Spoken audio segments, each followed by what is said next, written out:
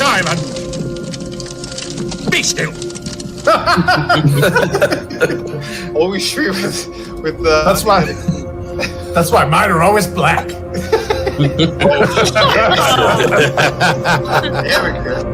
Hereafter, so that we remember our bonds, we shall always come together in a circle. It's not so much chill. We hit so many different topics to jump all over. To hear and tell of deeds good and brave. You went full cookie puss. Hey, I'll just look. I will build a round table where this fellowship shall meet. So that's why it's the round table. We're all equals here. Well, at least I'm not pulling a rickshaw. Remember it well then, this night, so that in the years ahead, you can say, I was there that night.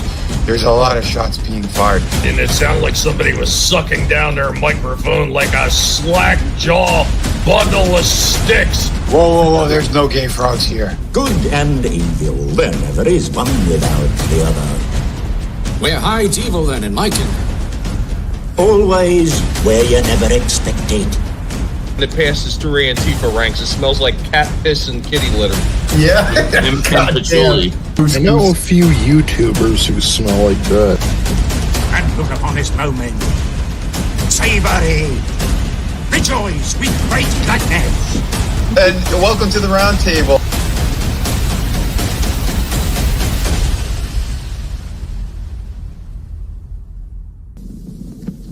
For it is the doom of men that they forget. Hello, everyone, and welcome to the Sunday Roundtable / the Arcane Season 2 review. We're doing episodes 4, 5, and 6 tonight. Going to get in depth with it. There's a lot to unpack because, this series is just fantastic. So much cool stuff, and these 3 episodes, they are bangers. Really good stuff. At least I'd say so. But we'll hear from my panel in a second. Quick hello to RR. Welcome, buddy. Good seeing you. Yeah, I hope you got all caught up with this. I will be showing a lot of screenshots during this review as well. So stay tuned. Adam was the first one in here tonight. He's also, again, he was doing the watch party earlier today. So if you haven't seen it or don't have Netflix, Adam had the hookup like he did last week. And I believe next week he's going to be doing the same. So speaking of which, we're going to say hello to Adam. How you doing, buddy? Doing good. That's correct, man. Like I said, every time before we go live, we'll be just finishing up, right? Just like today's was, man. I had like 2 minutes before you sent the link and it ended. Yeah, I was literally catching like the last couple of screenshots right before I sent the links out as well. Because, today's been kind of busy running around. But also, I had so much fun, brother, that I played season 2, episode 1 to episode 6, and then we replayed 4, 5, and 3, 4, 5, and 6 just to lead up to right now. So yeah, I'm having a blast. Yeah. Oh man, there's so many great things in here. I gotta make sure I got my. Yeah, I think I might have mixed up some of my screenshots. Uh-oh, yeah, that sucks. I didn't get a chance, but sorry. I'm going to look at this while I say hello to Trina. Hi. How you doing, Trina? I'm well. Happy to be here. Happy Sunday to everybody, and I'm looking forward to getting into these episodes with you guys. Yeah, this one was really cool. Tons of great stuff in here. I got some stuff a little mixed up. Damn it. Right, man. All right. Well, I think midway into episode 4, I'll pull out the screenshots. How about that? That sounds good. But it's all right. Yeah, because I got a ton for 5 and 6. I know we're hooked up on that. 4, there's some stuff. I do want to play at the end. I want to play the kind of attack scene that happens in the prison. I think that's worth playing for sure. Because that was epic. The whole kind of, I love the horror movie vibe. You're going to see some of it. You can see from my shot here alone. We got something really cool and crazy. We finally get to see the Doctor's Beast. That was kind of teased in those other episodes in the last 3. So yeah, we're going to be jumping in on this again. So happy to have Trina and Adam here. I know Tina, she's doing some family stuff right now, but she's going to try to come on. If not, no worries. Sending nothing but love out to her and the family. So yeah, let's get this show on the road. Because yeah, this was really good. Yeah, What a way to start, right? After last week's episode 3 into 4. Holy crap. Yeah. Oh my God. Yeah, this was freaking beautiful. So 4 opens up with stills of people fighting. They're fighting back. Graffiti of like blue paint. A mural of Jinx you see on the wall. She's kind of like the underground's hero in a way. And we see Aisha, the little girl who kind of befriended and is like the sidekick of Jinx pretty much, or I'd say like a younger sister slash surrogate mother daughter kind of relationship, which we see throughout these episodes. Actually, it's interesting and kind of really cool too to see Jinx having an anchor, because this girl pretty much is an anchor for her.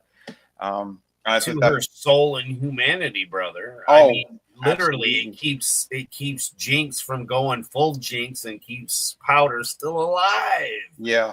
Yep. So the montage is almost like a music video again. I like how they kind of been doing some of these, because it's a mix of that really nice animation, and then we have like almost like hand still drawings mixed with like more crude regular drawing. Like, it's pretty cool how they did it. But anyway, we see the little girl. She's spray painting everything blue all around, and she's kind of helping make the legend of Jinx grow even more, since the episode 3 was all the explosions that happen. And we see the paint all over the city, and everyone knows that it's Jinx that it was responsible for that. So Aisha's really making sure that bleeds through even further. Basically, the underground's starting to see her as like this kind of this hero, this, I don't know, like folklore hero, almost like a Robin Hood type of thing, or she's this legend of Zorn, the underground city. But then we see Caitlyn in bed, and she's upset. She's upset with herself that she wasn't able to stop Jinx, and we find out she's not exactly alone. That Maddie chick, the ginger, that girl who was part of the Enforcers, she's beside her, and we see apparently Caitlyn had taken her as some kind of a warm body that she needed to cheer her up, is what it looks like. But Maddie's definitely, she looks like she's kind of getting on her good side. It almost feels something doesn't feel right between this relationship. I don't know. It doesn't seem natural. But later in the series, we find out more about that. But it felt forced. I mean, even at the beginning, Vinny, it felt the way that the two of them separated anyway. But with being, Violet and her. But when you just, the way to me that she's drawn, maybe, but she's like a little rat, because she was all up, earlier about it, all about Violet, all about, how, Caitlyn this, that to her. And then she becomes one of them, And then when we get to here again, this is only episode 4, it just felt like she's weaseling her way in between the sheets on purpose, though. Like not just because she wants to, like she's being paid to, is what I get a feeling of. Yeah, there's another vibe there. But we do see that Caitlyn, she's pissed at herself, and she doesn't want to attack Zorn, not without getting Jinx. And that's kind of the big thing, because we've seen what had happened already, and the people are fighting back even more, and that's not working out. She wants to be able to catch Jinx. So that was kind of her whole motive to all this stuff too, and kind of taking that leader position. We do see Jinx. Her and we see her and Aisha. They're kind of doing like, I don't know, like a play thing is what it looks like. Jinx is being like an announcer for like a fight, and we see these bugs. They look like these gigantic bugs. It was like what Tommy does with the Hex Bug battle bots. Yes, that's exactly it. So basically, they pull back the camera, and you see there's like these little, like a beetle and another bug that are like fighting each other, and Jinx is doing the commentating, just like Trina said, like kind of how Tommy when he calls the matches for his robots there. It was pretty funny. It was a cute moment, but so apparently Aisha's bug it wins. So Jinx had made a deal with her, and the girl wanted her hair colored blue like Jinx. So she ends up doing that. But they're showing like a connection and a bond between the two of them, which is it's pretty good. It works. Well, it feels a lot like her and Vi. Did you catch that Jinx's paint was pink when they were spray painting together? Yep. Oh yeah. Yeah. Almost like now she's the older sister. Mm-hmm. Yeah, that's a good catch. Okay. Yeah. Yep, that's a good catch. Right on. I mean, and as it goes on even further, we see it feels like more than just like a big foster sister type thing. It feels more like mother-daughter kind of relationship at a certain point. But I mean, it's good. I like what they did because, like you said, she is the anchor to the soul, basically, to Jinx and her humanity. But they're underground. They're in Jinx's kind of underground, like that giant fan thing that she has, she set up her little home or whatever. And she's kind of like she's staying hidden. She doesn't want to be like mess with people and stuff. It looks like she just wants to, stay away from everything. But now we see Ambessa. Ambessa. She still scares the shit out of me. Our Thanos character. She's basically Mel's mother, and she's trying to use hex tech, and she's getting some of the scientists that are around there to try to manipulate the one that they like, some of the shit that they have there, and a guy gets disintegrated, and she's pissed. She's like, "How come I didn't secure the scientists when all this was going down? Because Jace is gone, Heimerdinger's gone." They have no one that could work this stuff. Victor, he's gone. And now she's like furious. And she's like, how did I miss this? Like she's beating herself up while she's talking to Rictus, her big like second in command. That guy, he's cool looking, but he's a very imposing character. So we know as the audience where Jace, Heimerdinger, and Echo are, they're like in this kind of other worldly place is what it looks like, another realm, another plane of existence, sort of, because they got pulled into that hex core thing. Don't touch the arcane, bro. But Ambessa, she thinks that the Black Rose took the scientist as well, because she knows that they took her daughter. And so now we see like they have like checkpoints going on down in the street for like the underground and top side. And Rictus, he grabs one of the people. He grabs one of like these punk-looking people with the blue hair, and he's blaming Jinx for all of this, for this policing that's going on, that they're involved in here. And he's trying to, show his brute force on these people. And at that moment, like music plays, and everyone's like looking around, and you see like these mini kind of bombs go off, these kind of color bombs, and it's like a distraction. So people they started fighting back and trying to run away from the checkpoint from the enforcers and Rictus. But a hooded figure is watching them from kind of overhead. And Rictus he says, Jinx. Like he thinks it's her. But we see that it's Aisha keeping Jinx's name and her legend going. And like she's still fighting for the people, even though Jinx, she's got nothing to do with this. We get back to Kate and Maddie. And they're figuring out the reason for this attack, and they even said it might be a copycat because there are no bodies. There's nothing bigger that happens, because every time we normally see this shit going on, someone dies or there's a bigger purpose for it or something gets stolen, but nothing's going on. It feels like almost like kind of like pranks in a way, but it's enough that it's riling up people. They don't like it either, and that's when Ambessa she enters and she makes Maddie leave. And she tells Caitlin, she shouldn't be, mixing personal stuff on the job, because she sees that Maddie's around there a little too long. She doesn't like that she's hanging around her so much. So, she's like, those personal entanglements, that could hurt you. So you shouldn't mess with that. So, but as they're having a conversation, you see that Ambessa's trying to manipulate. She's putting other things at play with Kate, but Kate, she kind of knows, and she doesn't like being dicked around by Ambessa, but she is learning a lot from her.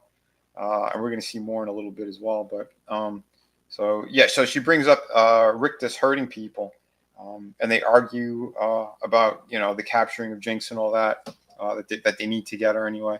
Let me see.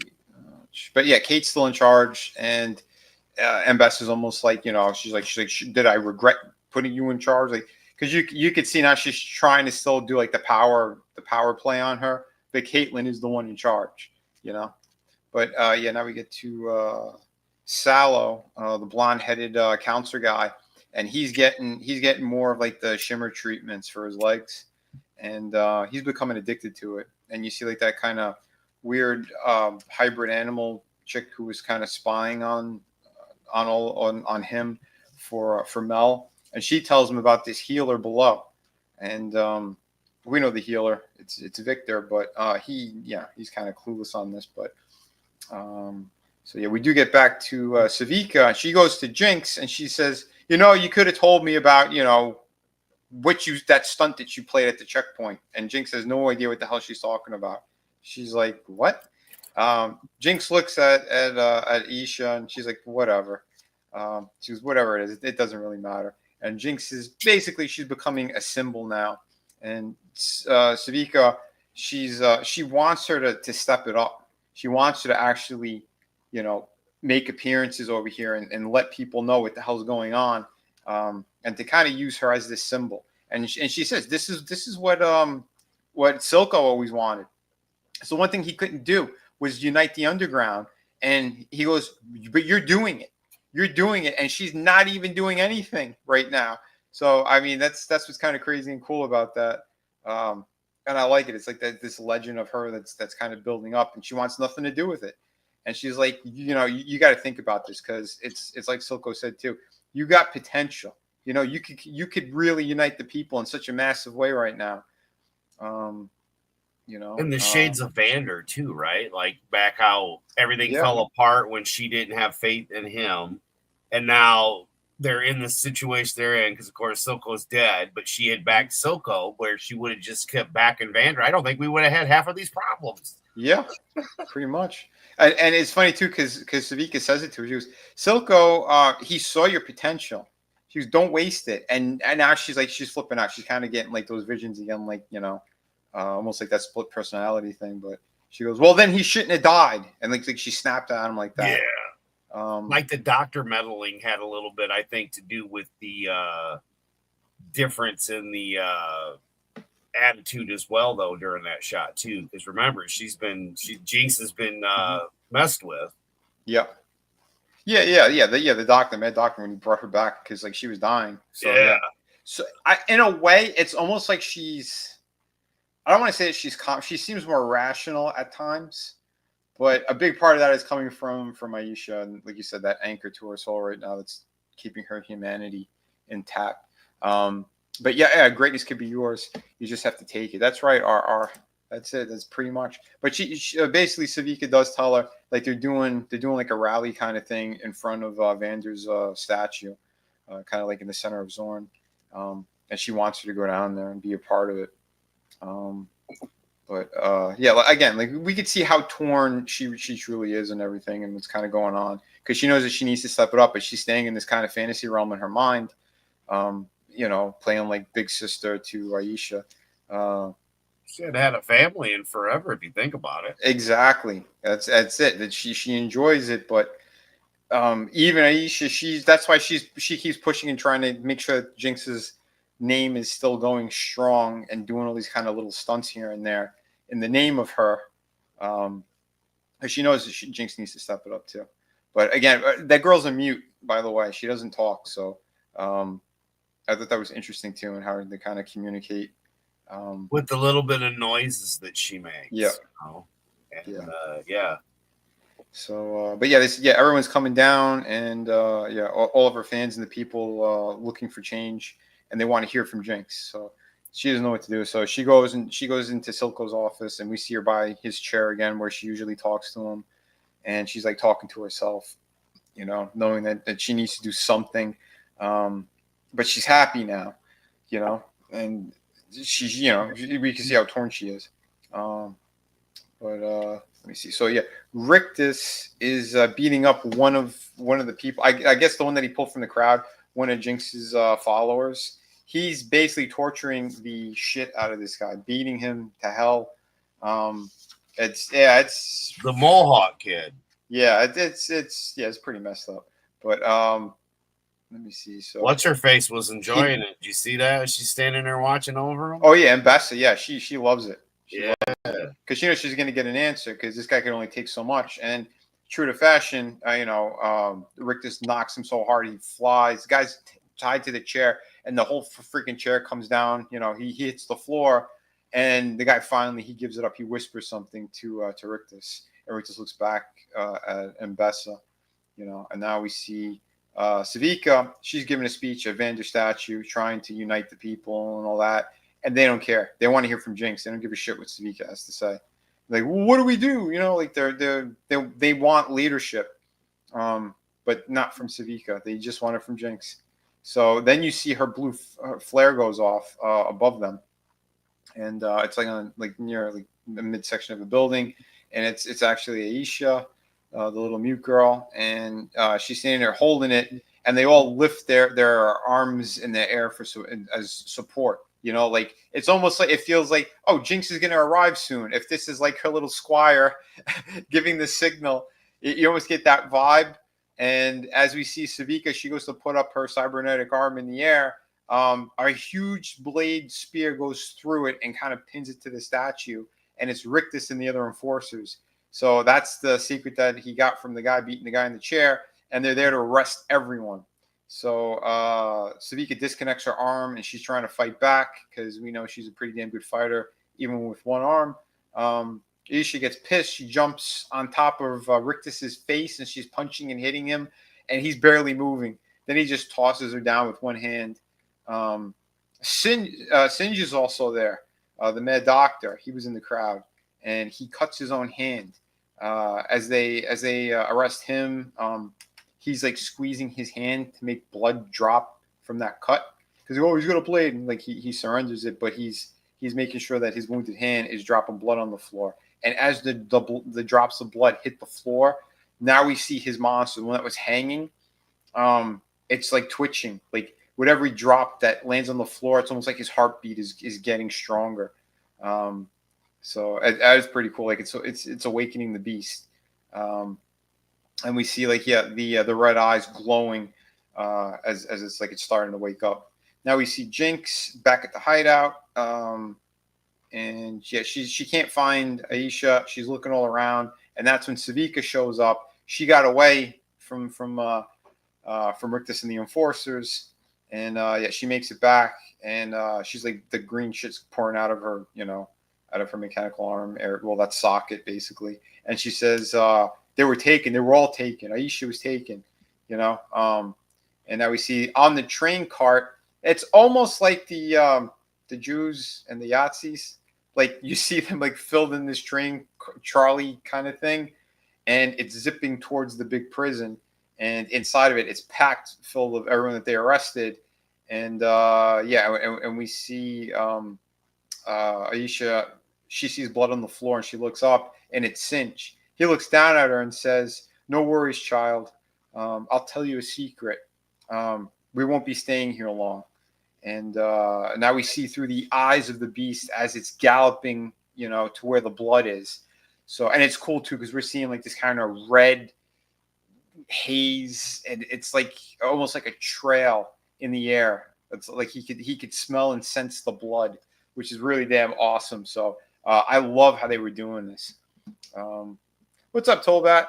Oh my God, is this Star Wars from Disney? No, it's not Star Wars. No, this is Arcane, buddy. The show on Netflix, which Tolbat. It's so good. I hope you're doing well, buddy. Hope you're doing well. Sorry, yeah, I'm looking down, reading my notes, but kind of we're breaking down episodes 4, 5, and 6 right now. And the Mad Doctor's big beast. He's tracking down to where the blood is.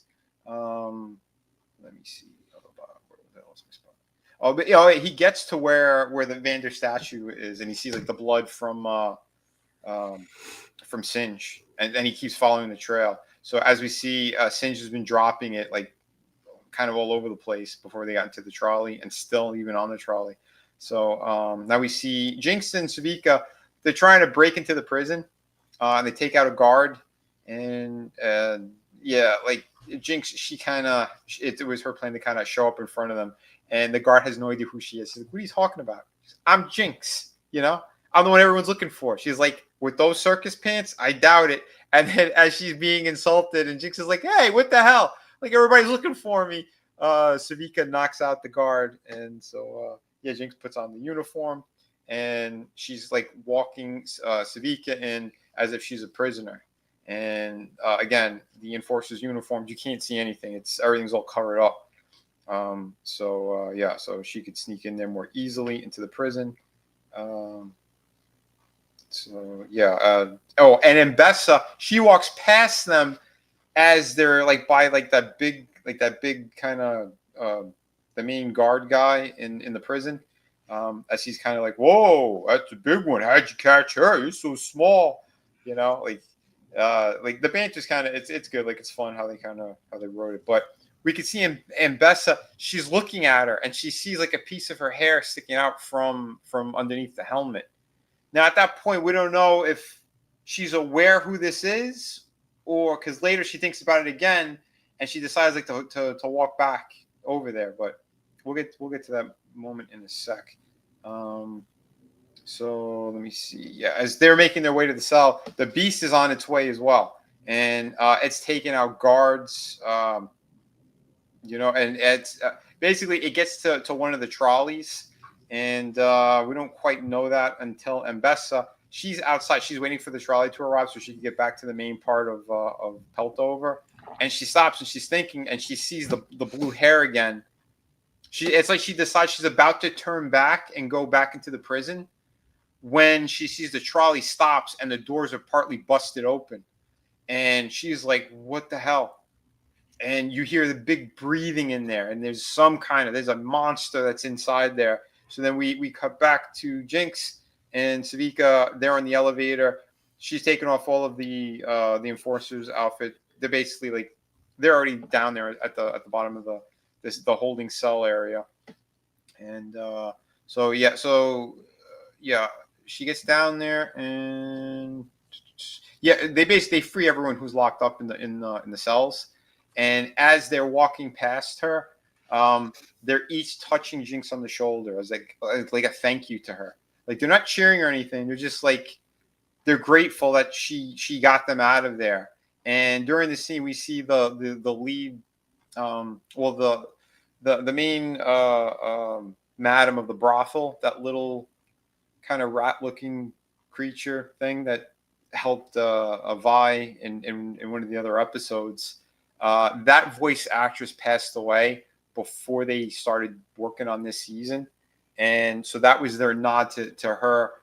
They had her look up and touch her as well, like kind of like a little send off for the character as well, because I think she was supposed to have a bigger role, but since the actress died, they weren't even going to recast. So respect. That's a lot of good respect that they gave the voice actress. Yeah, that's nice. Yeah, for sure. Nice nod. Yeah, absolutely. So that's what I like about the series, because there's a lot of class that's in here. There's so much heart and soul with everyone who's worked on this. That's why I was pretty defensive of this show after I saw it as well, because you could see the love that was put into every aspect of this. And seeing behind the scenes stuff proves it even further. So that was really cool. As they're all kind of, you're giving her that kind of nod. Jinx, she runs down there and she's looking. She's trying to find where the hell Aisha is, and we see that is Aisha and Singe. They're still in their cells that are locked. And so Jinx, she frees the girl, and as she does, here now I got some stills for you guys and girls. So here we go. Here we got some. So she runs and she hugs her, and you can see the kind of motherly embrace, basically. And so I mean, really good, really touching stuff. You could tell they know what they're doing here. But as they do, as they're kind of hugging and stuff, we see the enforcers start pouring into the cell. And the three of them are like, okay, we got to go take them out now. And while that's happening, she's ready to pull out her gun. And I didn't. Shit. See, I forgot a couple of stills. So top side, we see Mbessa as she's staring at the trolley that's partially open. It comes busting open, and we see like it's so fast. So the beast comes charging at her, and like she's got her war helmet or her war mask on, and we don't know what happened. We hear screaming and stuff topside as they're below, and yes, then we even the enforcers as they hear what's going on. The elevator comes slamming down, the first elevator, and you see like this kind of reddish smoke and shit pouring in, and they take their eyes off the three girls and they turn back to the elevator, like what the hell? And Singe, he takes a quick look and he locks his cell back up. He closes his cell. So he was free for a second. He stayed in his cell, and then he made sure that whatever is out there isn't going to be coming to get him. But we kind of know that was his plan. Well, his plan is to lead the beast there. So then the elevator doors bust open. They come flying at them. One of the guys gets killed instantly, it looks like, by the elevator door. And we see this giant claw hand come popping down. And then this beast comes running out. And this whole sequence, I want to play this at the end of the stream because this scene was amazing. I loved how they did it. It felt like a horror movie. You know, Wolfman meets Dr. Frankenstein's monster, and this thing is out for blood, essentially. You know, so yeah, it is a series of just attacks, slaughtering, bloodshed all over the place. This thing doesn't care; it's just slaughtering everybody. The animation is fantastic on this. Again, I highly recommend it. If you're just tuning in now. We covered the first season, and we all gave it a perfect score across the board, 10 out of 10. And in fact, this is the most expensive animated series / movie, whatever you want to, in that realm, ever made. $250 million for these 2 seasons. So, yeah, and well worth it. They won the awards and everything for best series. It's first time Netflix even got that award. So pretty damn sweet. So jump a little bit here, and it's like it is ripping people apart. Does not give a shit. And Jinx, she decides to put like her Hex Tech gun in use, and she shoots at the damn thing. It looks like he sort of gets affected by it, but he just kind of like blows it off, and this thing just keeps going. Nothing is stopping it, and we know Hex Tech can blow holes through things. It does not give a shit. It shakes it off and then roars and comes running at them even more. And now it's got its eyes set on Jinx, which is incredible. Like this whole thing. I try to get a couple of good stills so you kind of get the feel of the motion of this thing. This was amazing. So freaking cool. Trina, I want to hear from you on this because I know you're a big fan of like the Wolfman and stuff like that. Mm-hmm. What were your thoughts during this? Yeah, this was awesome. I loved to see this. I enjoyed this part a lot. Oh, it was beautiful. It was awesome. So yeah, like I said, they're all kind of shitting their pants. This thing is attacking like something out of a horror movie. Down here, let me get the next page. Even the enforcer. They're all shitting their pants. Whoever's left, and like I said, he mows through them all. And nothing could stop this guy. She starts shooting like crazy at him too, and doesn't do anything. She just starts like blasting, and he just keeps coming. More roaring, more yelling. Again, oh my god, it was beautiful. And so the other two, Jinx tells Savika to get the little girl Aisha out of there, and they run into the elevator. They're trying to, or one of the cells, they're waiting for them to pass by, and then they're going to run towards the elevator. So he comes plowing like a train right at her as she's shooting Hex Tech weapon that, again, we know blows holes through things and giant explosions, and he keeps coming. So she's jumping in the air. Awesome sequence. This is just so beautiful and killer. It's awesome. Yeah, man, dude. Yeah, you gotta check it out. But yeah, Tolbat. Yeah, have an awesome night, bro. Yeah, you don't want to spoil this stuff for you because it's so good, and especially the reveal that's gonna happen in a bit. So they run towards the elevator. Aisha, she's screaming. Well, she's motioning towards her because she can't talk. She's like doing her grunts and stuff. She doesn't want Jinx to die, and she wants to help, and she can't do shit. This thing, he's coming at her fast. We know Jinx has super speed because of what Singe had done to her. She like her eyes light up before she does her quick movements, and she gets out of the way, kind of slides underneath him and past them. He turns around. They start attacking again. This shot was killer. I was so happy I caught this one because some of this stuff is very hard to screenshot. I spent the majority of the day trying to get really cool shots for you guys. Yeah, because things move so fast. Yeah. I just kept rewinding and trying. Nope, I want to get this good still. To kind of you really have to see this. I mean, it's so powerful. But yeah, so she starts like trying to blast at him, and again she hits him, and he's just still moving. He doesn't care. Like, he is unstoppable. And here's the crazy thing too, because they're technically both Singe's experiments.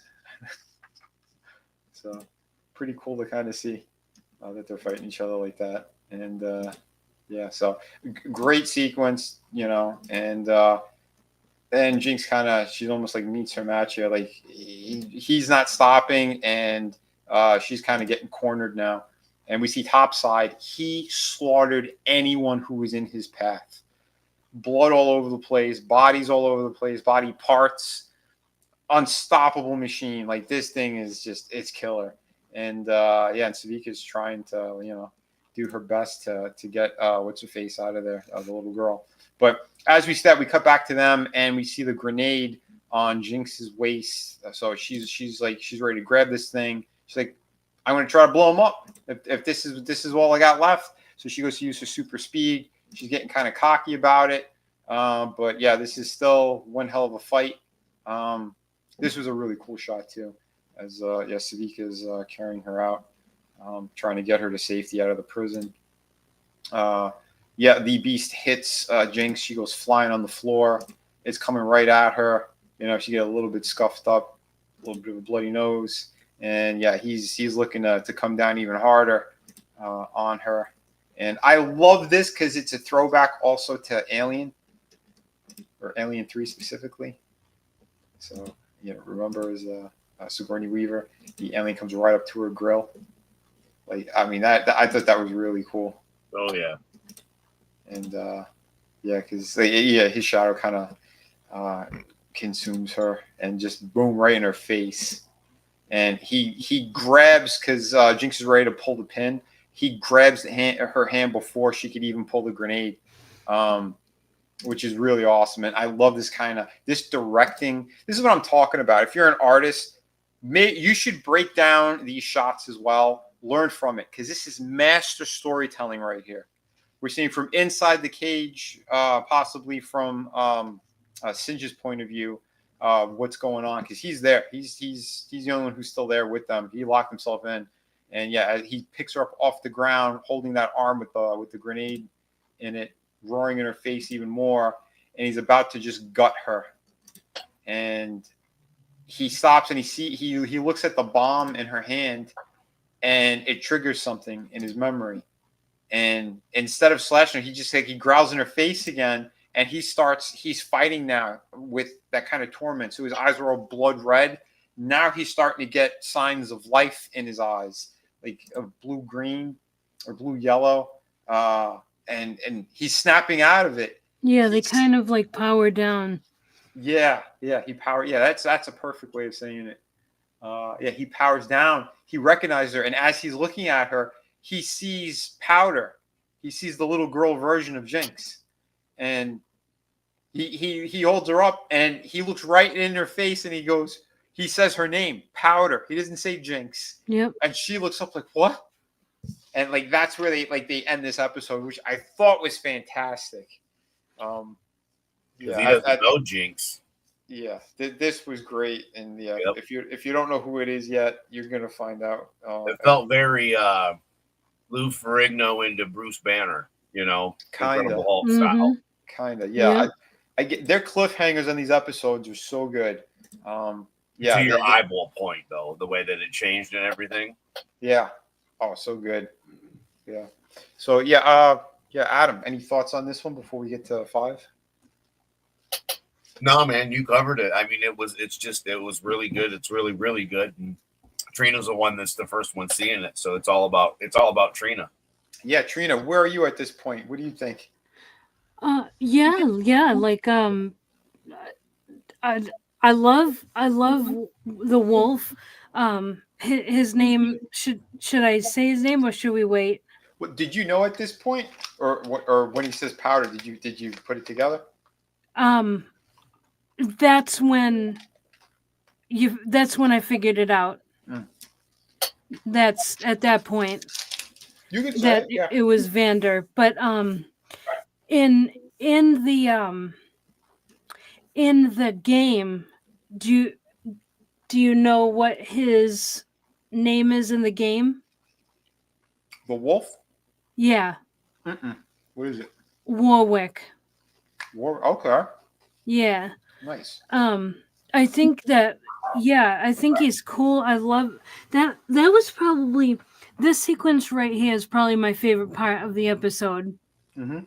The him recognizing her and that the whole thing. I liked that. Yeah, absolutely. Yeah, fitting name for sure. Yeah, I was trying to get, again, it moved too quickly. I was trying to get stills of how he saw her as well as powder, but this was solid. I remember the first time when I watched it, I was like, holy shit. Yeah. I couldn't click the next episode fast enough. Mm-hmm. So, yeah. So the opening of 5. Okay, I got a lot of shots of this. Excuse me. So we have now Vi. We had no idea where the hell she was because this whole episode before she was not in it. And the last we saw her, she got hit in the stomach from Caitlyn as she was still an enforcer. Caitlyn's blaming her for Jinx getting, going free basically. And so Caitlyn, she like abandoned Vi. So Vi is, well, we see what Vi's doing, and she threw herself into the underworld. She's doing bare knuckle boxing and drinking herself into a stupor every night.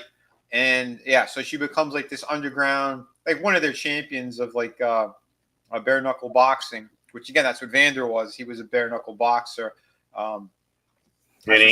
She looks very, very similar to a certain WWE superstar, Rhea Ripley. Just saying.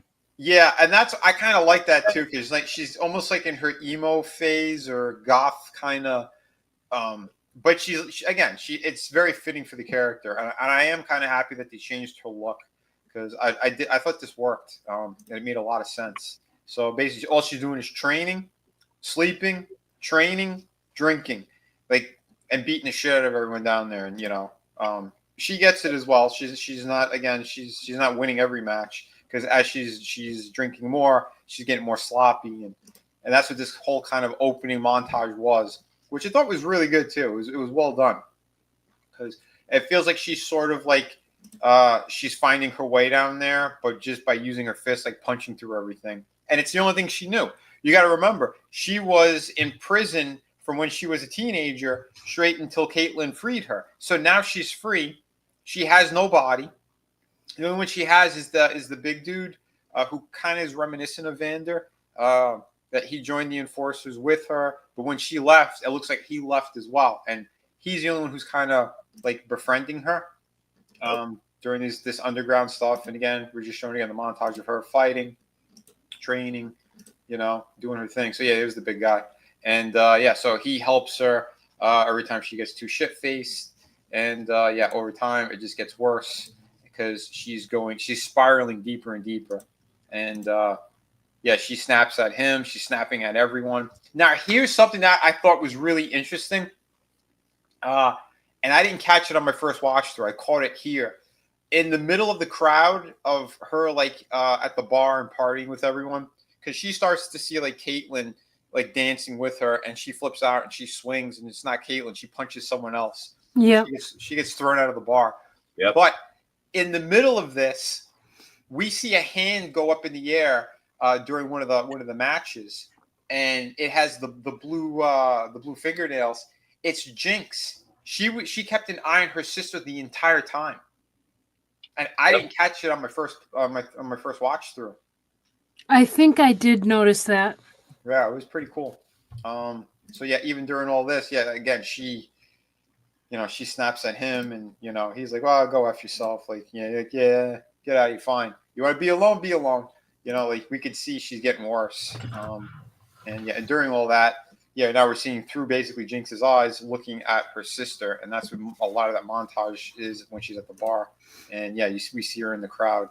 But, yeah, but right from the opening though, like that's one of the first hands that I noticed was Jinx, as her sister was winning and all that. So, yeah, she starts getting her ass handed to her, and now she's losing all these matches, her rematches with the other guys that she was beating up. Now she's getting her ass handed to her, and yeah, she's back. She's back on her bunk, and she's kind of fading in and out. And as she opens her eyes, she sees Caitlyn, and Caitlyn's not really there. She vanishes, and we see Jinx is actually like whistling and blowing in her ear.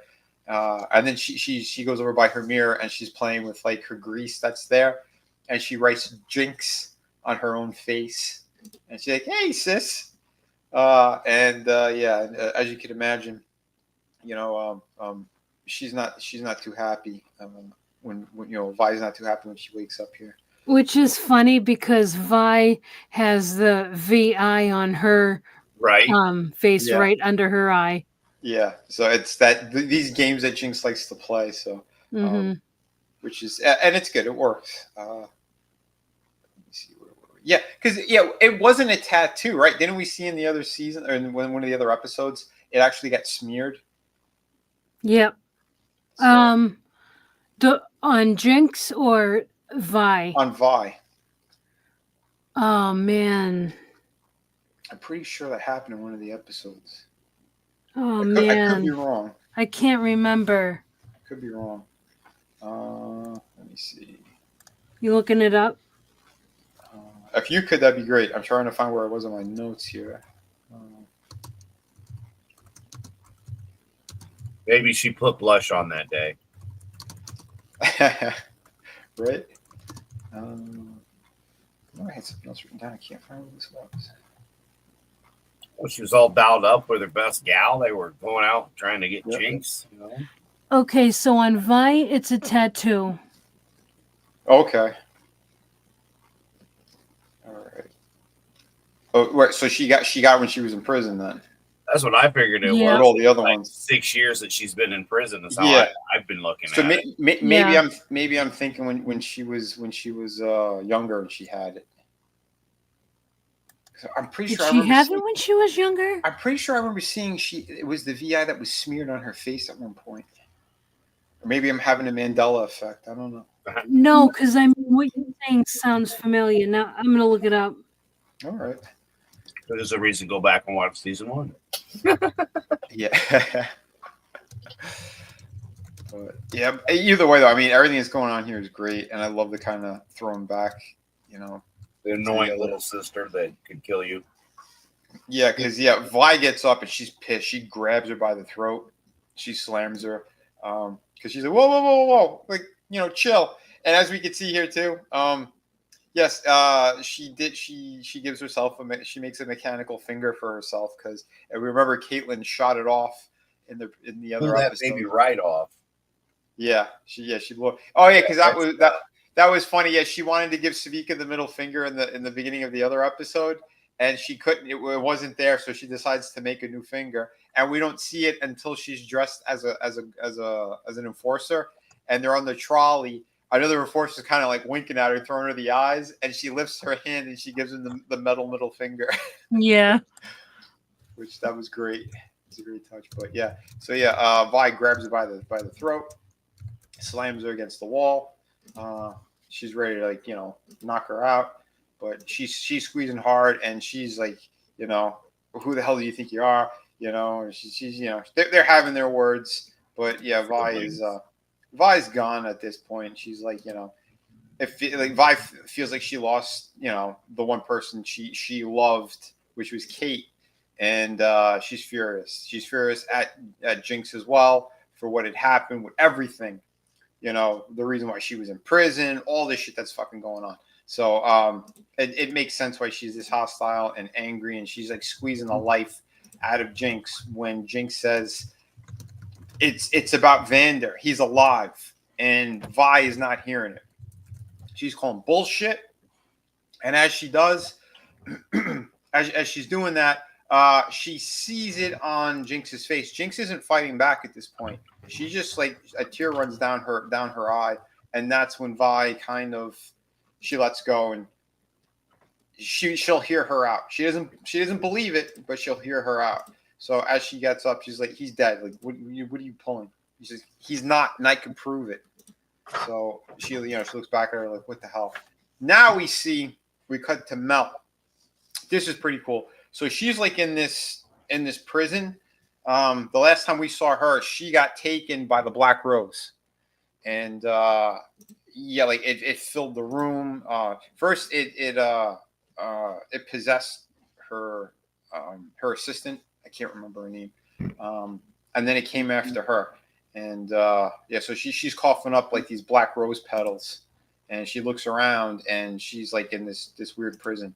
So now she's getting visions as well, and she sees like kind of what happened again. She's recollecting it, and so that's what happened to the assistant. She turned around, and you see these black roses growing on her face and thorns coming out of her mouth and her eyes and everything. That's what happened. Like, it came down, it filled the entire room with this darkness of black and red, and it took her.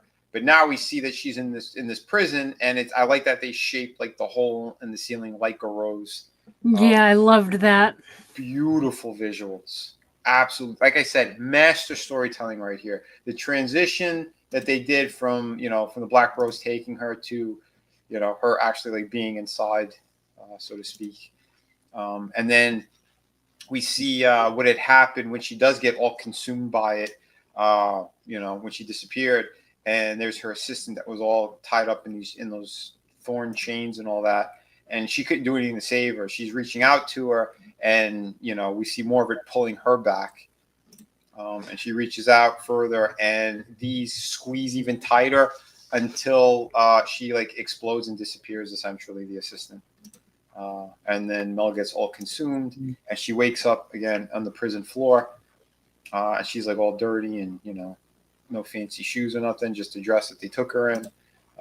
She looks around, she hears a voice, and and it starts to talk to her, which this was really cool.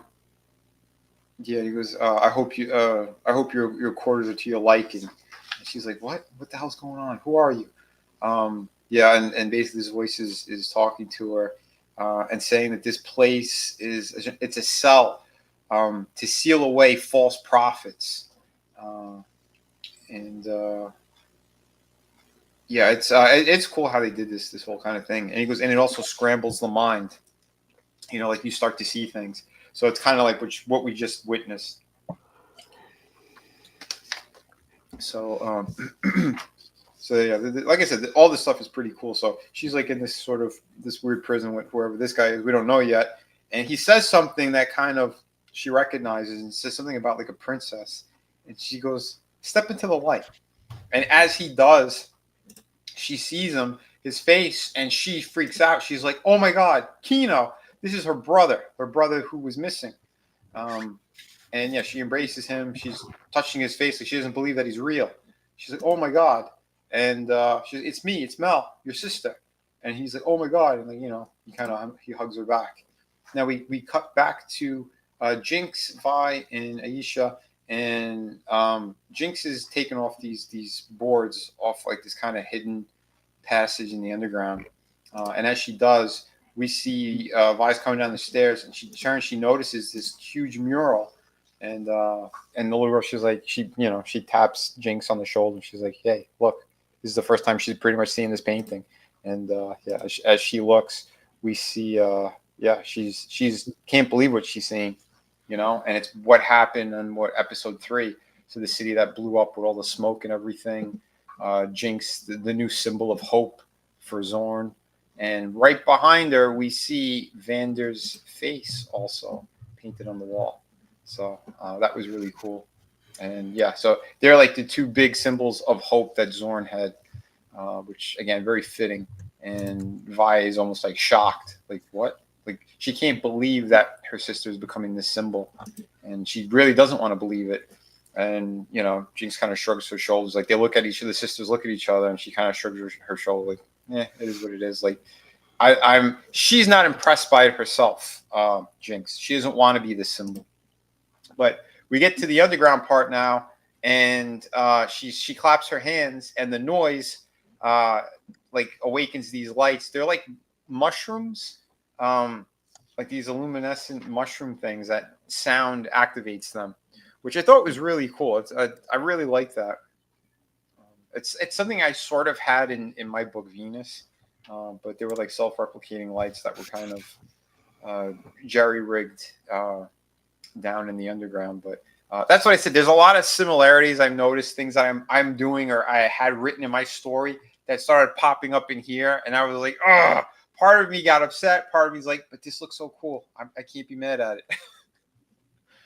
But anyway, so they start to walk in there, and she grabs one of those things. She goes, they're even edible. They're safe. She goes to eat it. She goes, maybe not. I don't know. So they want to have the playfulness of her still around. And then Vi's she's still not believing that he's alive, and she's like, you're delusional, and you don't want to tell the little girl that. Like I could see that. And she's like, Jinx is ignoring her sister, and she goes, yeah, my sister used to be cool. She wasn't always like this, kind of downplaying it. And Vi starts to get pissed. Like, what am I even doing here? So like the banter that they have, it's very sibling like. Because hold on, where was I here? Sorry, from looking at the stills and my notes, I lost my place on my notes. But basically, she said this is where she last lost Vander, and again, like, she's not believing it, and she goes, why would he come all the way down here? Like, it doesn't make sense. This is another one of your delusions, and so like they're having words about that, and the sisters start to get a little heated at one another. And Jinx talks about how she saved half of Zorn while you were looking at the empty end of a bottle. She goes, I became the symbol of hope. Where the hell were you? Like, so don't start with me. And she goes, or I'll kick your ass again. And Vi's like, oh yeah, with all your little tricks and gadgets. Yeah, you wouldn't stand a chance. As she's talking, Jinx comes over and slaps Vi in the face. Vi's like startled by it, like, what the. And she goes, yeah, we got to keep the lights on because it's the sound activated to keep the mushrooms going. And Vi just snaps and she goes to attack her. And the sisters start beating the shit out of each other, but not as vicious as they were previously. Because as you can see, Vi, she took off her gauntlets as well. So they're rolling on the floor. And that's when Aisha jumps on Vi's back to protect Jinx. And as she's hitting her, it's doing nothing, so she bites her on the leg, and that's when Vi she hits Aisha off, and she goes rolling on the floor. Both sisters stop, like, they hear they're struggling and all that. And, after she hits Aisha, Jinx, like, she pushes Vi off and runs over to Aisha, and she gets her back on her feet. She's like, "You okay? Your inside's still all intact?"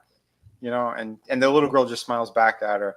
And then Jinx puts the helmet back on her head, and Vi sees it. And Vi knows that she was in the wrong with this right there. And that's when she's like, why'd you even come and get me? She says, clearly you don't need me. You haven't for a long time. And that's when Jinx says, well, the last time we tried to help Vander, and we did it alone, or we did it by ourselves and not as a team together as sisters, it didn't end too well. Yeah, then we cut now to Ambessa. And she makes a deal with Singe.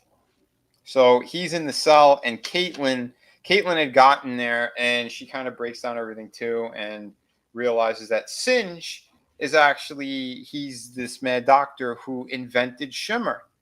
And we get to hear his real name too here.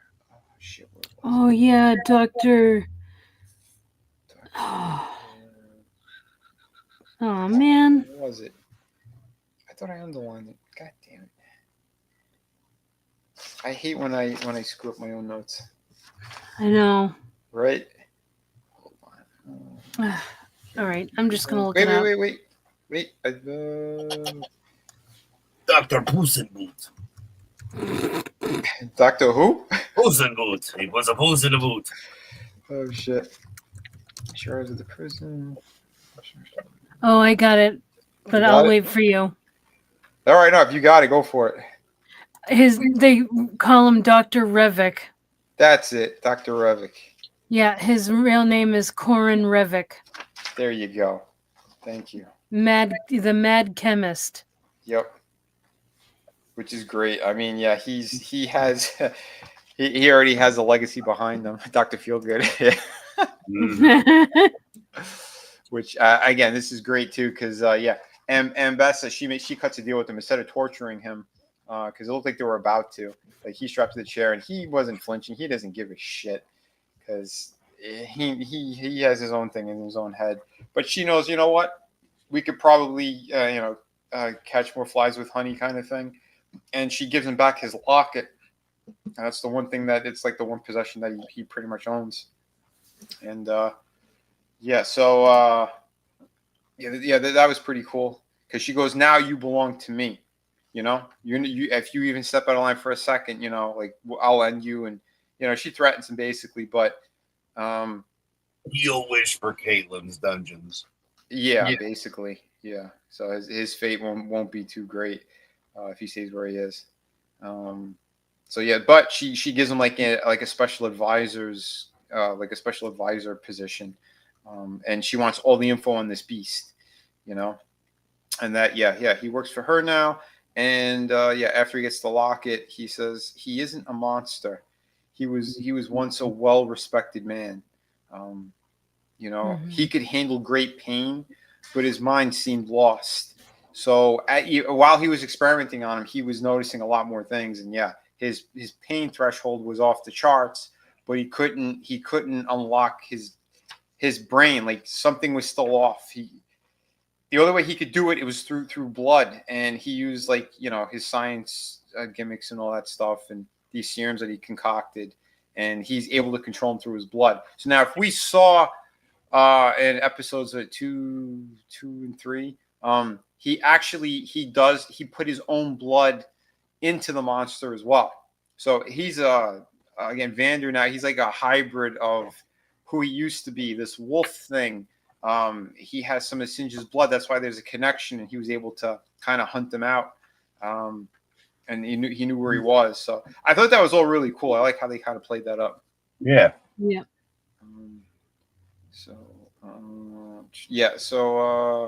Basically, he's like, Jinx reawoken the man that was inside, and since Singe was there in the prison watching all of it, he thinks that he thinks he found the right catalyst to get what he needs out of this monster. And he goes, it could be the last piece that I'm missing, because he's still fixated on his other experiments and what his end goal actually is, and we find out soon what he's been working on and why he's doing what he's doing. So it's pretty good, and we got hints of it in the other episodes too. I think in in the end of the last season, I think. Very mad scientist, man. Yeah. Yep. But remember what he told Silco when he saved Jinx. I too once had a daughter. Yep. So so it's leaning towards that direction of what he's trying to do here. But again, all really cool. Love how they're doing it. So now we're seeing through Vander's eyes again, as he's kind of like he's rushing through the underground. And yeah, Aisha's blood hitting the floor kind of triggered Vander as well. So they're looking for him in these old mines where they all used to work. And at the same time, he's kind of like he's racing through them because he senses blood down there, which is really cool. And yeah, so he sees. This is really like sad and touching at the same time. So he's fighting himself right now. He's by himself and he's running through these mines and everything, and he sees Silco, which was like a brother to him, and then we see him seeing Powder again, because that's what kind of snapped him out of this, and again, like really touching, powerful stuff here. And then we see a woman standing by the jukebox that kind of looks a lot like Jinx or Vi, which was good. And then we see what he had done to Silco. Mm-hmm. So like as we can see, this beast, this monster, it's fighting the guilt. It's kind of between love, hate, and guilt and anger all wrapped up in one. And that's why he can't seem to figure out who he is or what he is. So we cut back to Caitlin, and they're now in Singe's laboratory, basically, and okay, there's where it was. Yeah, Dr. Rivik, there it was. I found it in my notes. But she finds out who he is, and he goes like, what was this all for? Like, what are you doing? And he says basically, he goes, I did it for love. And they're like, what? He opens up a door in his lab, and it reveals like a secret room, and his daughter is there, encased in this kind of containment unit. Which again, this is like kind of very Mr. Freeze with his That's wife. what I was thinking. Yeah, really. Yeah, that's some powerful stuff right there. And he basically he did all this, and we find out what's in his locket. It's a photo of his daughter. And and he goes, in another life, he goes, maybe you and her could have been friends. Like, that's how long she's been in this containment unit. And and they asked, like, what were you trying to do? And yeah, he says he's trying to unlock how not to die, basically. Yeah, trying to hack death. Yeah, which is like it's insane. So his daughter apparently immortality. Yeah, she had some kind of in uncurable disease or something, and he's trying to keep her sustained until he could figure out how to crack the code of the secret of life and how to make sure he could save her, indefinitely. So he has a noble cause, but his means of going about it are quite evil. This was like, again, really touching and heartbreaking. So basically, this is her room, and so we see like her ballerina dress, ballerina kind of statue thing with the music box and all that. Really great stuff, and like I said, really powerful. The writing on this stuff, everything, like they're hitting home runs all over the place. I love it. Yeah, like these very Mr. Freeze are these characters have like good backstories. Yeah, fantastic. Really good. Okay.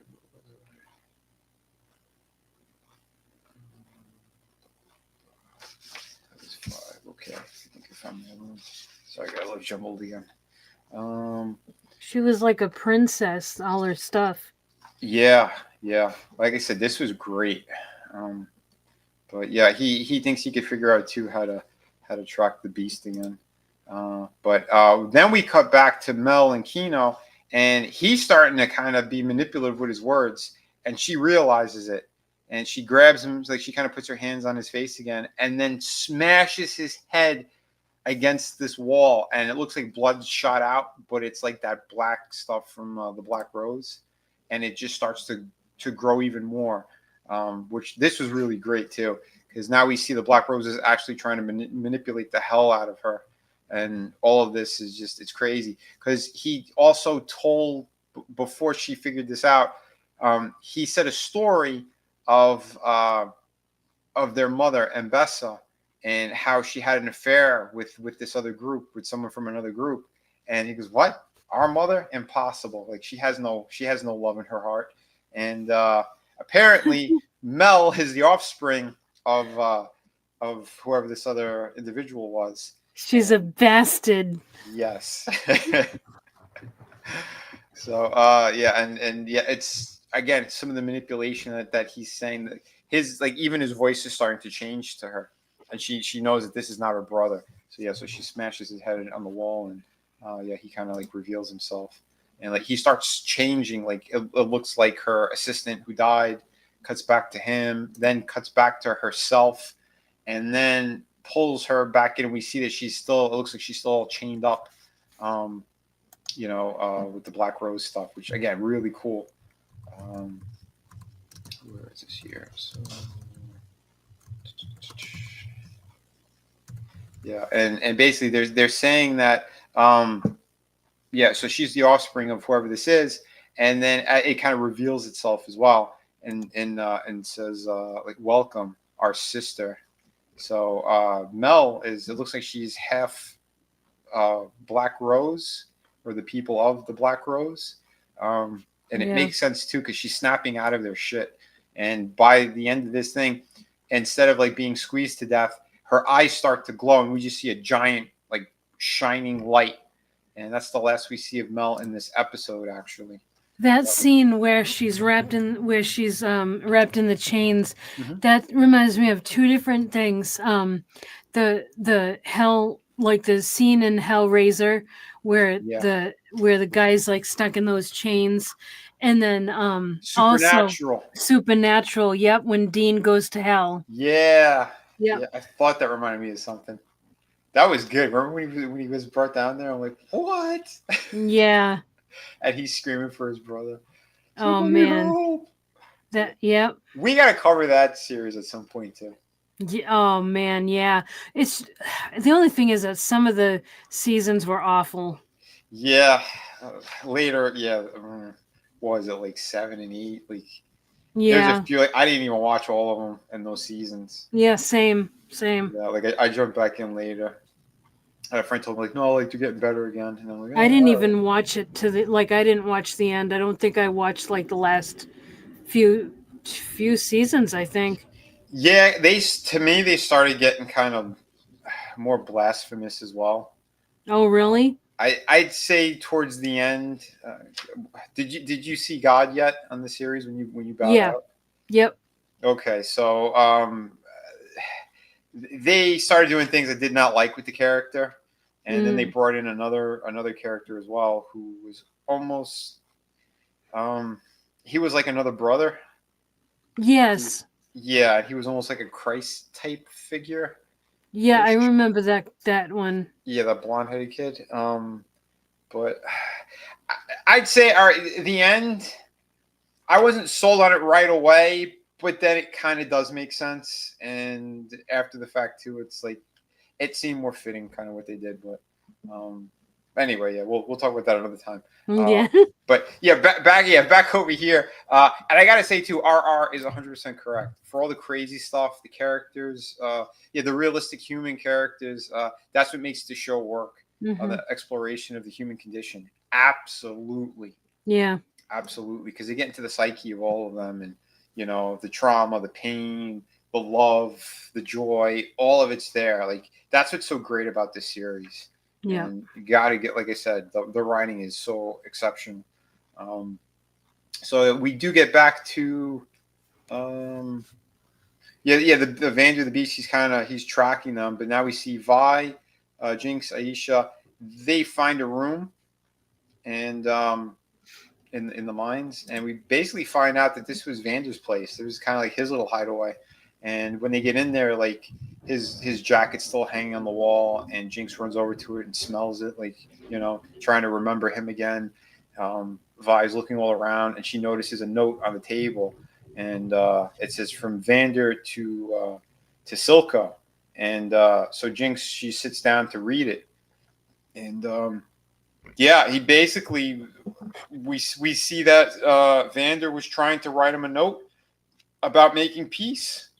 And this is kind of heartbreaking too at the same time, because like as they're kind of they're reading this, they found out he wanted to mend all this stuff, you know, and the problem is this is when she died, everything changed, you know, and we hear actually Vander's voice as if he was writing the letter, and he goes like, you know, I thought everything I did was for the greater good, that what I did to you, you deserved it, but now, you know, all there is it's the dirt on my hands that I see, on both of our hands. And he goes, yeah, you know where to find me. You know, we need to talk. And then Jinx goes, if Silco found this, all this could have been different. You know, like no one had to die basically. So yeah, as they leave, they're going through the mines again, well, kind of light mushrooms, and we hear a howling. And they all freeze. And Vi's like, we need to leave now. And Jinx goes, no, it's him. It's Vander. And Vi's like, no, it's not. Are you crazy? We got to get the hell out of here. And she goes, yes, it is. And something riled them up. And so we see him like in the distance, and he starts charging at them. Aisha's blood has him in a craze. And then zooms in, and we kind of see like he's like through his eyes again in the trail of blood, and it's going towards her.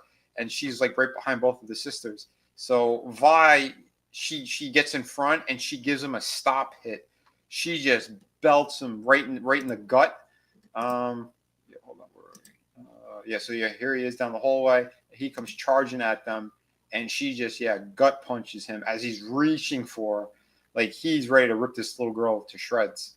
And then so this was really cool because this is the first time I actually saw this properly. Vi hits him so hard, his face splits open, and it goes back together again. He has a healing factor that makes Wolverine's looks like nothing. Mm-hmm. Like he has instant regeneration, and he is not stopping. He comes trying to crash down on her. They start to fight. She's like trying to pound him in the face, and Jinx is like, "No, don't hurt him. It's him. It's Vander." And this was really cool. You see his silhouette and hers, and they're in between. Yeah. Like that was fantastic. That was almost the title card for tonight. But awesome stuff. And yeah, he belts her across the room. I'm sorry, across the mine. Yeah, she slams into the wall, and he's coming at her, and Jinx is like, "You can't hurt him. It's him. You have to believe me." And Vi she looks at her sister, and the way that she believes Jinx, and she starts to lower her guard. She drops her hands. She doesn't care. So she's like, and as he's about to strike, she screams out in his face his name, Vander. And as she does, he freezes, and we see right into his mind, and we see this awesome scene of him at his bar with a younger Silco. They're both younger, and there's a girl by the jukebox, and she turns to them, and this is where we're introduced to Vi and Jinx's mother, and she's dancing to the music, and he's like, "What's the special occasion?" And I love the song that they have here. Yeah, it was beautiful. It feels like it's old Motown, but it was something that was brand new they made for the soundtrack to this game. Oh, really? Series. Yeah. See, you thought it was an old one too, right? Yeah. Yeah, I thought that, and I saw the actual music video, and they did it brand new, and I'm like, okay, so people are capable of doing this kind of. They have this talent still. Why don't we have more of this music again? Bastards, but this was really good, and again, really touching scene. So she sits at the bar, and they're all kind of talking, and Vander pours them drinks, and she doesn't drink hers, and she basically tells him like, I'm knocked up, and she doesn't know what to do. Like she's happy. She believes, she knows it's a girl. She just feels it. And he's like, how do you know? She's like, I know, I feel it. And so he switches her drink out for like like an orange juice or something, and he puts a straw in it. Which is like really nice. And as they're kind of all talking, and because they had like a plan, it looks like they were all going to kind of work together to try to help Zorn in their own way. But now they have a real purpose, and she kind of gave it to him, which again, this was like a really great and important scene as well, because this is what really gave Vander that reason why he wanted to become like a leader for them, because he was the voice of reason down there. He put everyone in their place, and he was controlling in such a very human way. Yeah, he had peace down. Well, yeah, he was working with that original enforcer, and he had peace down there. Yeah. Yeah, he really did, because it's when he died, everything went to shit, and Silco took over with those gangs, and things got worse. You know, but yeah, again, this is really beautiful stuff here, and yeah, so he switched his drink out, and yeah, basically, she kind of gives him that whole purpose as well, all of them, because she goes, listen, like, we have to think about the future, we have to think about the kids, basically, and it's really great too, because the two of them, Silco and him, they're like, well, yeah, we have a goal. This makes more sense. Yeah. He goes, yeah, we should be able to raise ankle biters as well. We should be able to bring up people in our own city here. So, and they're very kind of matter of fact, like none of them hesitate. None of them are scared away that she's pregnant. It just gives them more purpose of the world that they have to build now. They have to leave a legacy for the next generation, basically. So as they're all there. It's awesome that we get we get to see who Violet and Jinx's mother was, and also how Vander got to be their kind of like surrogate dad. Yeah, it was really great, because at this moment we also find out she goes, I don't even know what to name the kid. And that's when Vander goes, I always like the name Violet. Mm-hmm. So, like, right there, it felt, it wasn't just like surrogate father, uncle kind of thing. It was, their connection is so strong, and it was from the beginning. So that's what I loved about this. What's up, Tommy? Awesome seeing you, bro. Hope you are doing well and feeling better.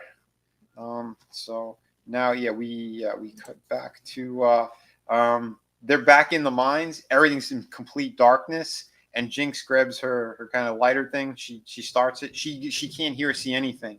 She just hears like the growling of Vander still. And out of the darkness, she gets closer, and she sees they're embracing. He didn't slaughter her. And this was so powerful, so touching. What a great moment. So yeah, as they do, like, they zoom up, and Vi is just holding on to like dear life, basically, and she didn't want to let go, and you could see, obviously, he's there. He knows her. He recognizes her.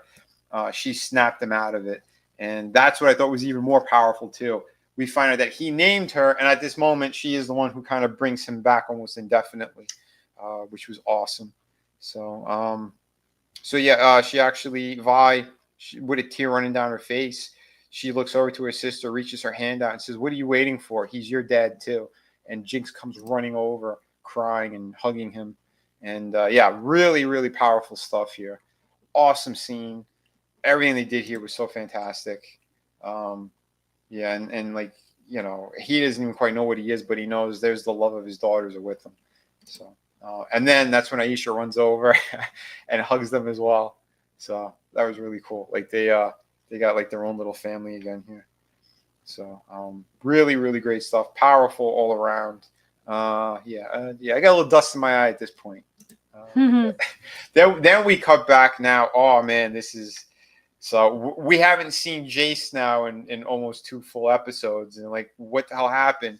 And he reappears there. He pops up while we see Sallow. So Sallow actually went to Victor, and he got his legs healed, and he was taking like 2 containment units out of like the hex core thing.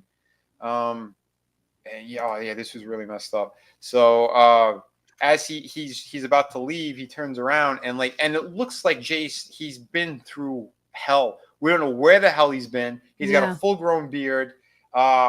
There's been some kind of time lapse, and he's been through it. It's definitely. And like I said, he's all dirtied up, bloodied up, and his wrist thing, where he had that kind of bracelet thing where he was given that gemstone.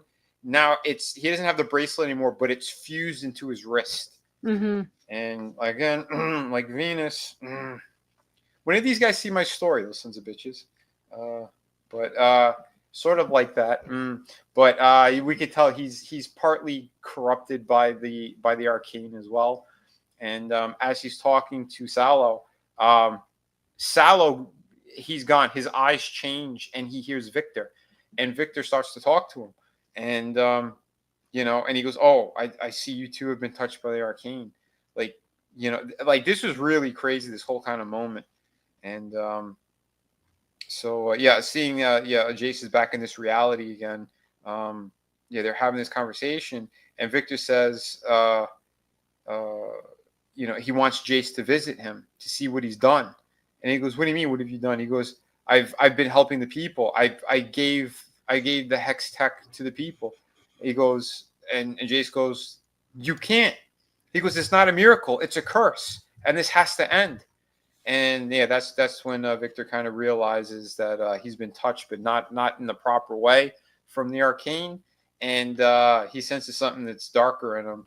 And he goes, "Is Sallow even in there?" And Sallow goes, "I'm here. Don't worry. I could hear everything, but I won't repeat it."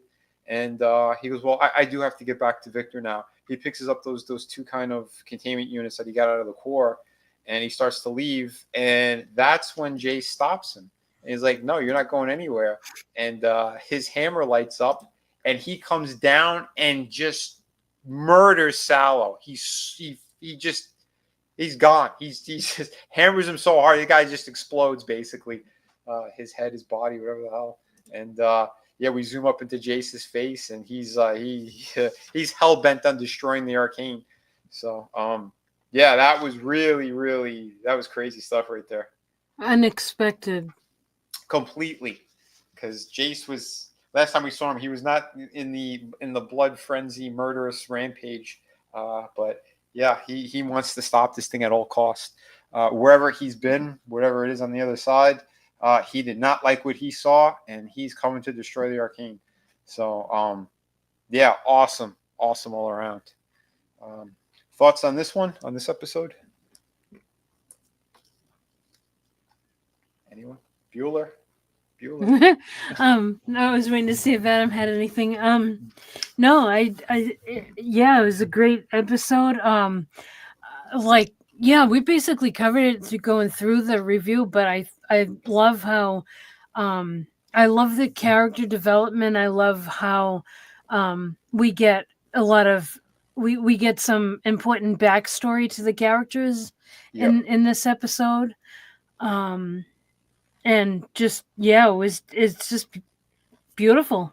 Yeah, it's solid. Like I said, any of the naysayers, the haters, it's like apparently they didn't want to give it a chance, because this thing, oh my god, everything about this has been just a 10 out of 10 for me. As the season rolls on, again, we only after episode 6, because this was the end of 5. After 6, we only have 3 left. And then this series is done, and they are doing 2 spinoffs, but this particular story, they ended. This is really wild, because we get to some really big things here. So let me stop sharing for a second, because that was. Yes, we do. Yeah, we do. So okay, I'll open up the next one here. And so the opening of 6 is wild. We actually get to see basically like through Sallow's kind of eyes in a way, but we're seeing Victor in this other worldly realm, and he sees Jace, everything he just did, and he's horrified by it, and we see Sky is with him. He gets into these meditation kind of things, and he starts to see more, and he's connecting more with everything, it seems like. These are kind of like ethereal visions. It's pretty powerful stuff, It was very Professor X-ish. Kind of. Yeah. It's like Professor X, a little bit of Christ in there. we got a lot of mixing in here because he's healing all of the sick people as well, just by touching them. So, yeah, like I said, really powerful stuff what they've been doing, and it works. It definitely works in this series. So, yeah, now we cut back to Mbessa. She's training Caitlyn, and she's trying to give her these lessons about force and how harmful it could be if not aimed in the right way. She's giving her these kind of war lessons and this and that as they're having like a big kind of fight.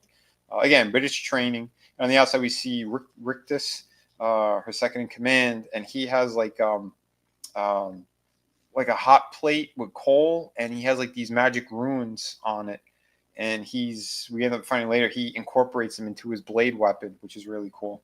So they're trying to figure a way how to, I guess, like fight the Arcane, or at least put it in its place while being attacked when they're attacked. It's really interesting, but like I said, there's more of a sense of more magic and that type of stuff in this world. But yeah, so she's kind of teaching her, and they're fighting, and she's telling her not to be impulsive because it'll get you killed easier, So again, really cool kind of fight sequence, and it looks like Caitlyn lost the fight, and then in Mbessa she kind of turns away. That's when Kate goes to strike again, and she senses it. She turns, and she gets cut in the face, but then still hands Caitlyn her ass, basically.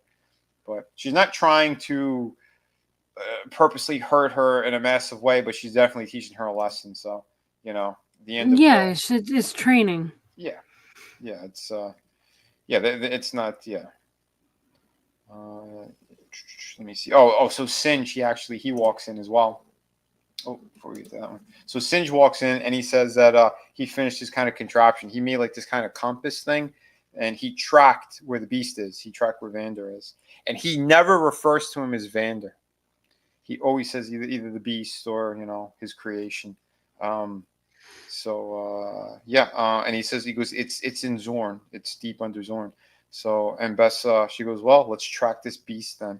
And so now, we see Vander, Vi, Jinx, and Aisha. They make their way down to the healer, or who they hear this healer is. And they kind of have him like in a cloak kind of shroud thing as they're going. And we see all the other sick people who are going towards them. And now it's like a gate kind of thing, which, again, really beautiful how they did this. And they sort of like made a city out of where Crackville was, basically. And, so the name of this episode is The Message Hidden Within the Pattern. Mm-hmm. And that I like the name of this episode because there's something that we end up seeing in it, and I'll point it out when I don't know, when we get there, if I can remember where it happens. Hopefully I have a still of it. Yeah, hopefully. Yeah, because there's a couple of really cool things in here, and I see like the Fibonacci spiral. That's it. That was it. High five. Yep. So it's really awesome stuff here. I think I have a screenshot of that, by the way. Nice. We see something that kind of sort of resembles it a bit. You can kind of see it right here. Yeah, we see. If we're thinking of the same place, it's actually in Vander's mind. I'll point it out. I'm pretty sure. Okay. Yeah. I think I do have a shot of that. But yeah, again, this is fantastic. So yeah, we see all the people there, and so this was the old drug addict place. But before that, we did find out in one of those other episodes when Vi and Kate went down there. That's actually where Vi and Powder used to live. And so this is that same area. Now it's turned into like this kind of beautiful looking little village, bright and everything. So so everyone's going to go see them. And now we see the little guy. I forgot his name again. Do you remember it? The guy from the first episode that Vander saved at the bar. He's the first one that Victor changes. He heals. Huck? Yep. Okay. There we go. Yeah. The guy with that had like that growth on his head, right? Yeah. He had the glasses and all that. Yeah. So that's him, and he's kind of like the gatekeeper. Yep. That I think, yeah, I'm pretty sure that was Huck. Yep. So he's like the first disciple, sort of Yep. of Victor, and yeah, so he gets a little bit of a special position there. Of he just tells him, he was like, you could enter, but no weapons. That's their rule. They don't want any war or any fighting or anything in there, so they have to leave their weapons. So they want to help Vander, so she drops her gauntlets, and Jinx also she gives him his gun, but she takes the hex sphere out of her gun. She puts it in her pocket. And here's the thing. I don't know if you noticed it, but Aisha, she runs back. She looks at the gauntlets, and then as we see them enter over here, she's putting something into her pockets. Yep, I did notice that. So she took the hex tech out of Vi's gauntlets, and she has them in there. So anyway, if they did pick up the gauntlets, they're not going to be able to do shit with them, because there's no hex tech power in there. So that was cool. And now we see more of the city. And as they're going through, there are guys like they're doing like metal work, and he hears the sizzling of the metal going into the water, and he flips out, kind of like he throws off his shawl thing, and he starts to growl. And Aisha runs over and kind of calms him, like, and she puts her arms like in front of him, like no one's going near you, that type of thing. But the girls are about to put the shawl back on him, and that's when Huck says, "There's no need to, he's safe here. Don't worry." And and they kind of lead him, and again, you could see how lost and broken he is. So as they make their way up towards the giant kind of sphere thing that Victor is inside. We get another shot of him, and Victor comes out and he goes to touch him, and as he puts his hand on his face, he sees into his mind, and he sees Vander, but his eyes aren't open. He's there, but he's not there, and then he gets thrown back out of his mind, and we see the beast is too in charge. It's too much there, which again, I love this shot. This was so awesome. It was a sad moment because it was kind of like, well, Vander's gone. Yeah, we wanted to see him get healed right there, like the others, but this is going to take more work. And Victor falls on the floor almost in fear, but he wants to help. He thinks he could. He believes he could. Yep. And he also hears Sky in his head as well, and she's like, this is going to be a lot to do. And he's like, I know we could. So he goes, I'll help him, but on one condition. At night, he needs to be restrained. He needs to be tied up, because we don't know if he gets a bad memory, something's going to happen. He's going to, he could do something. So the girls agree. And so like he takes him to like this kind of like really nice little garden thing that he has. And like it's sort of like a hut / observatory type deal. It's not massive. It's small, but he has him kept in there basically. And so now we get like this. This was really beautiful how they did this too, by the way. Yeah. We have a series of sessions that he's trying to help Vander, and as we go through the sessions, we come into his mind, and Sky is with Victor the whole way, and they're kind of walking through his broken mind. And as they're walking through, we're seeing all the darkness that they have to get past. And as they make their way through, here it is. Yeah, there's you can see the pattern in quite a few places in this particular this whole area. Yeah, the whole area. It's really great. So like the spiral of life, essentially. So the Fibonacci spiral, it's in everything. They say it's also called God's fingerprint, or his signature. It's everywhere in nature. It's just how things. It's like, it's just how things grow. Yep, it's how artists also. I mean, if you want really amazing composition, you follow the Fibonacci spiral. It's used in everything, like Trina was saying. It's all in nature. It's in life. It is life.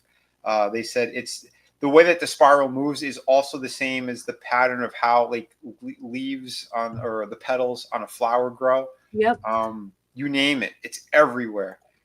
Deep dive into it and you'll be really surprised, but it's beautiful how they did this. So as they kind of make their way through his mind, they're starting to find some, they're starting to see something. And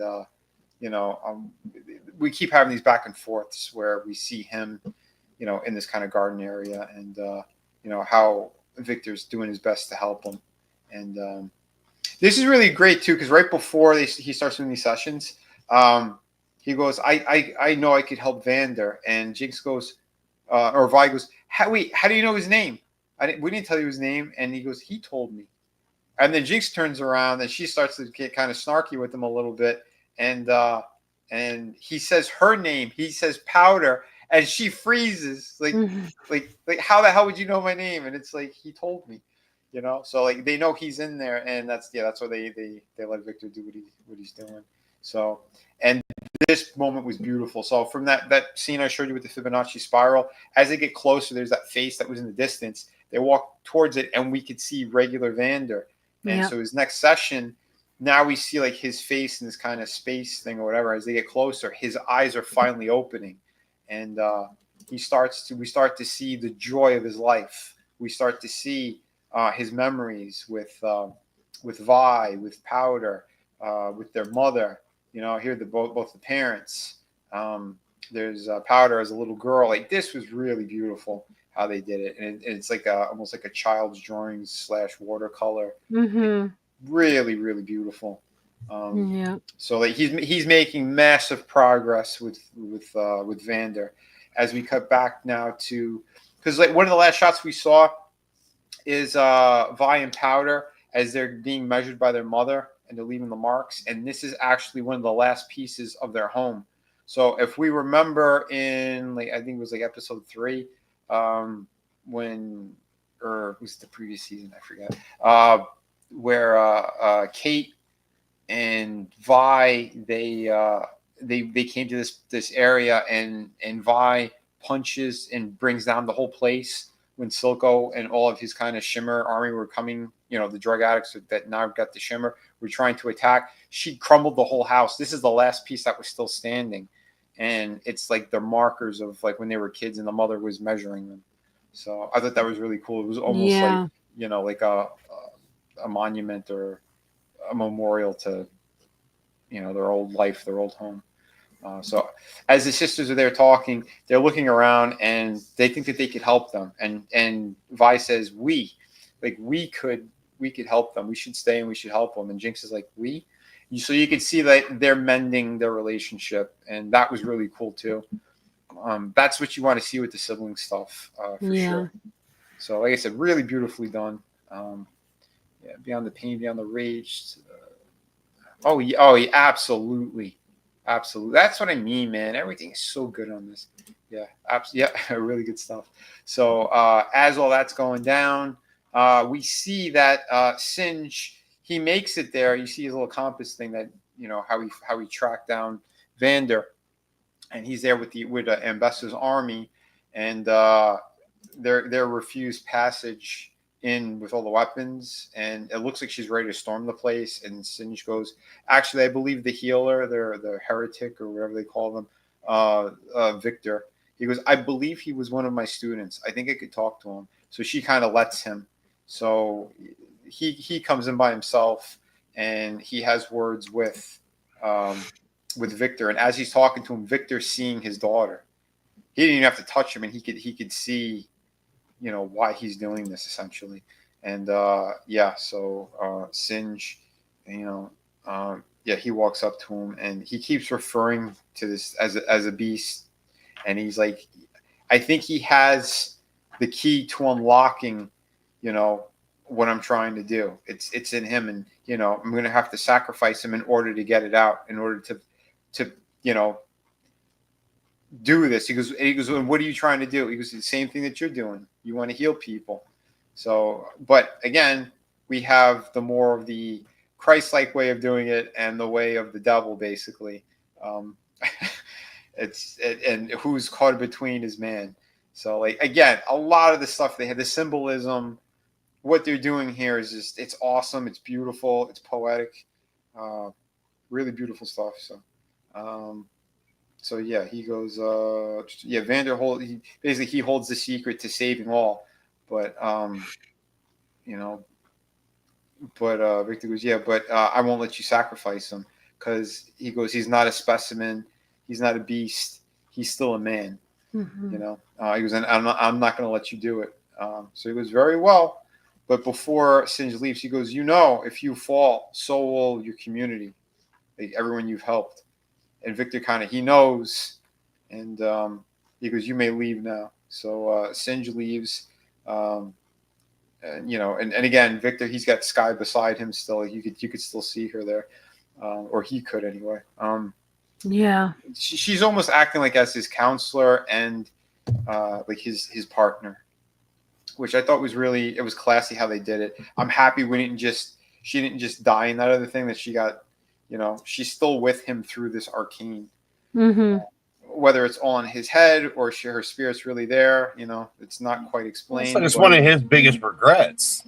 Oh, for sure. Not just his regret. I mean, he's directly responsible for her dying. But yeah, it's again powerful stuff all around. So as Singe leaves, Vi actually follows him, and then like right outside she sees Mbessa's sword basically, and she's like, "What the hell's going on?" So as she goes to follow him, she's walking through like the kind of cavernous area, and she gets grabbed by Caitlin. She doesn't quite know they don't know who it is yet, because again, with her changed look with the grease in her hair and everything, Caitlin just kind of she goes to attack. It's kind of dark, so she flips her over, but then she realizes who it is. She's like, "What the hell are you doing here?" And they kind of hide away, and they're talking. And then the next scene we see is she brings Vi to Mbessa. She's all handcuffed, and Mbessa's impressed by Caitlin.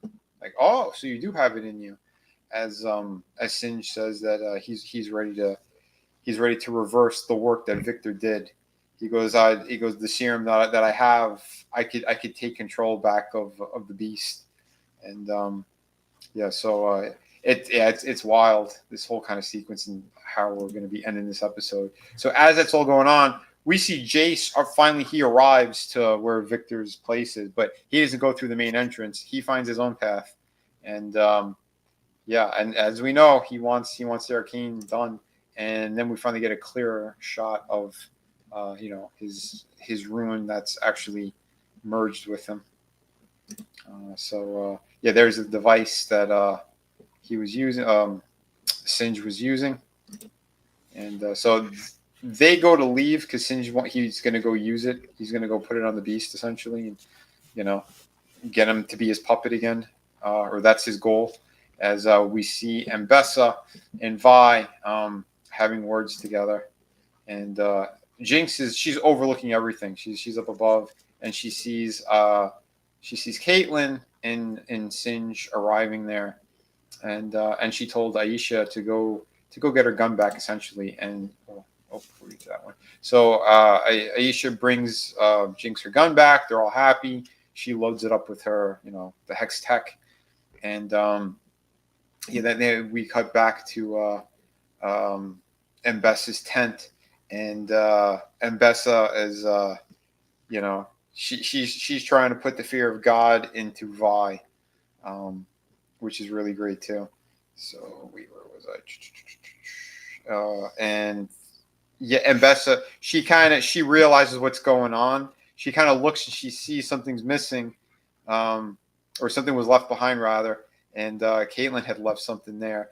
And she's talking about Kate didn't have the stomach to do it, but I'm going to do it. Like she says, she's going to kill Vi, and Vi kind of shuts her up quick and distracts her enough. And the girls had a plan, and Vi's basically she had uncuffed herself, and she goes to attack Mbessa. And now we see a cut of what actually happened when the two of them were talking, and Caitlin and Caitlin and Vi, they concocted a plan on had to basically save her father, because she's like, what are you doing? And she's like, I'm trying to save my father. And she didn't quite know who her father is or anything yet. I guess she kind of roughly knows. And so she decides she's gonna help Vi. And yeah, she gave her a way to get out, and she does get out of her shackles there. And there was like one of Caitlyn's weapons. So she has like on her gun, almost like the machine gun that has like the grenade launcher on the bottom, except it's not a grenade launcher. It's like a net essentially. So she had left that there, and Vi uses it. It springs up in the air, and she goes to punch it towards Mbessa, and it opens up and captures Mbessa.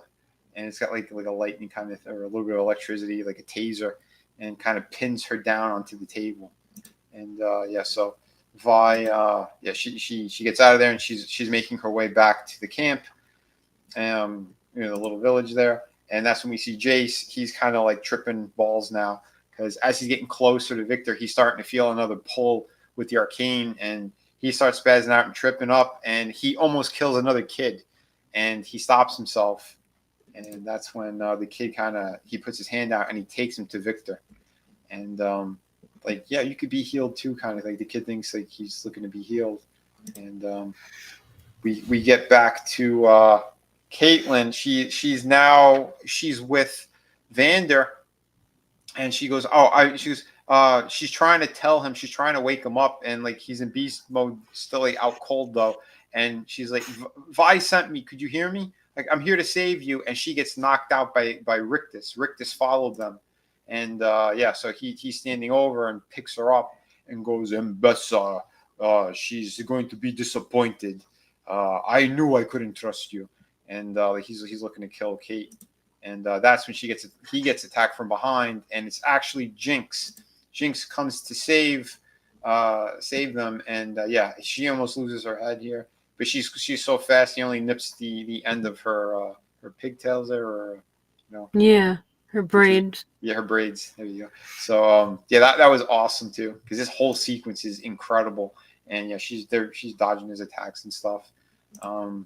And again, we see like a bit of like her super speed. She gets in between his legs to get to the other side. Jumps up in the air. She's shooting her gun and all that. Yeah. What did she see there? I forgot what she noticed. But yeah, so she goes to attack him, and I love that she lands on his blade. That's how fast she is, which is killer. And then yeah, she comes at him again. She's dodging his attacks. But because her braids are so long, he grabs them and throws her down on the floor. And he was pretty damn quick. And she's down on the ground, and then he steps on her hand so she can't get to her gun. And he's about to come down on her when Vander gets up and gets in between. So his weapon comes down on the back of Vander, and Vander is not happy. He turns to him. Where was it?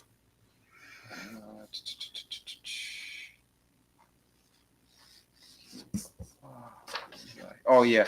He turns and he goes, "Don't touch my daughter." Like he actually he says a whole sentence, which was great. And then he grabs Rictus and he throws him out through the through this this room that they're in, and he's all bloodied up. Like he hit him pretty damn good. So he goes flying out on his ass, and Jinx, she runs over and hugs him, and Caitlyn's like in shock, like what, like you?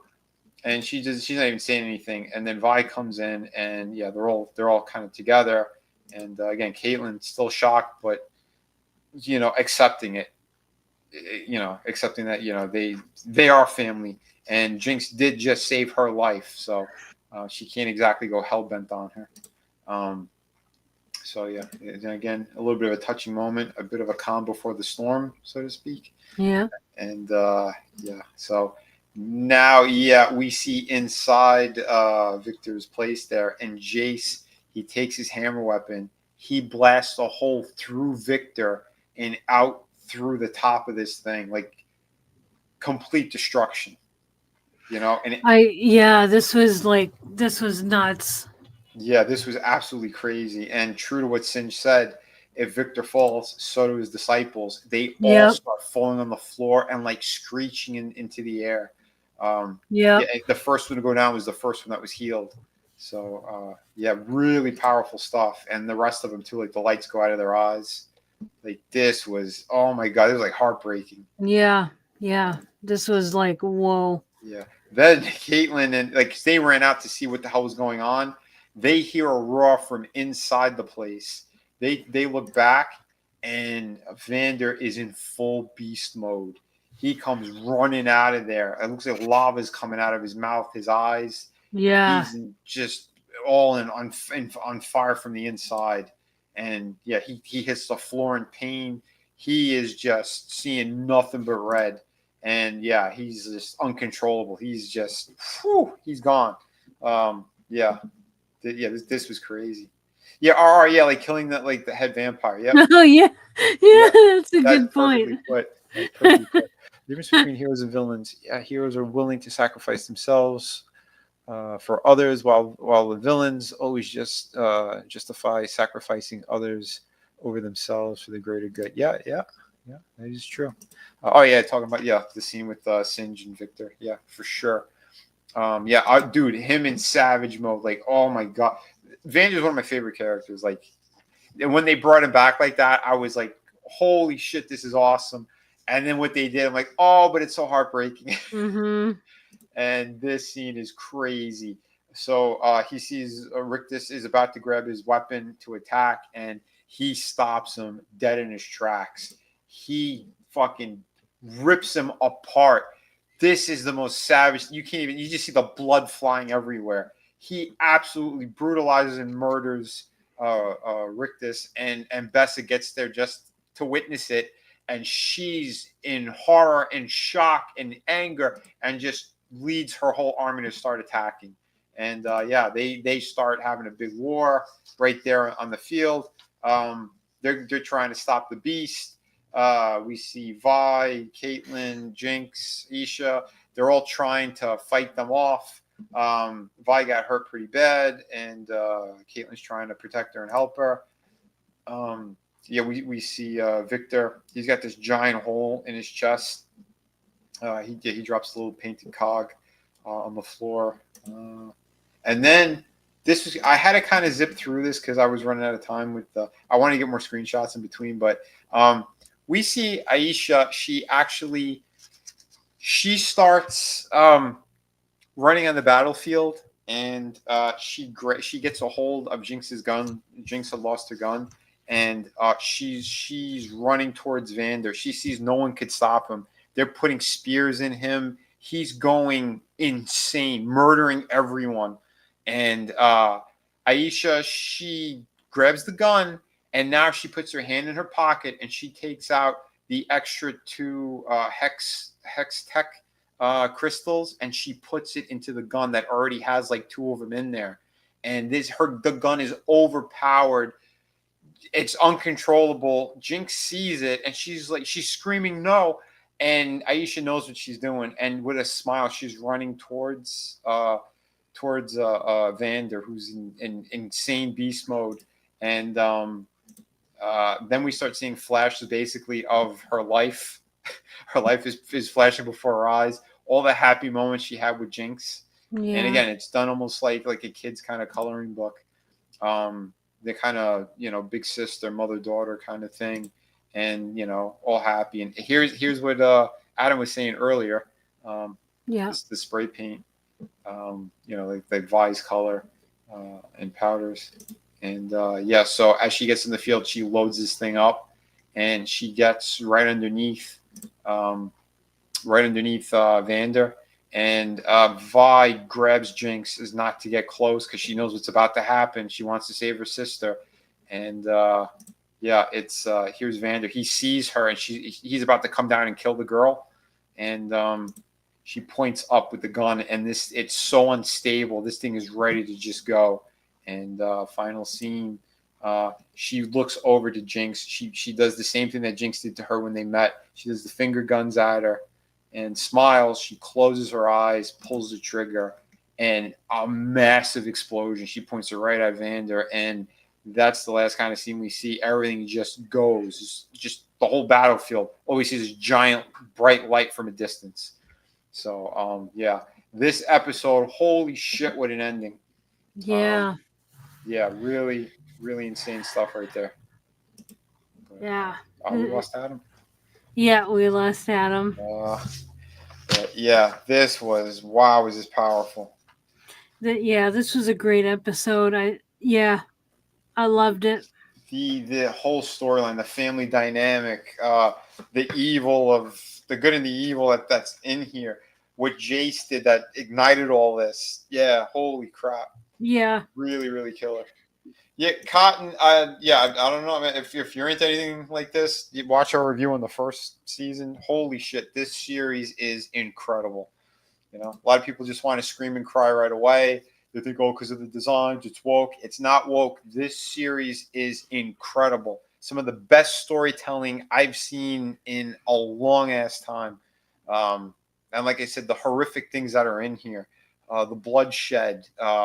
Jinx is a psycho. She's not just like regular Harley Quinn. Like, no, she's a murderer in a good chunk of the story that we have here, and like she's getting her humanity back.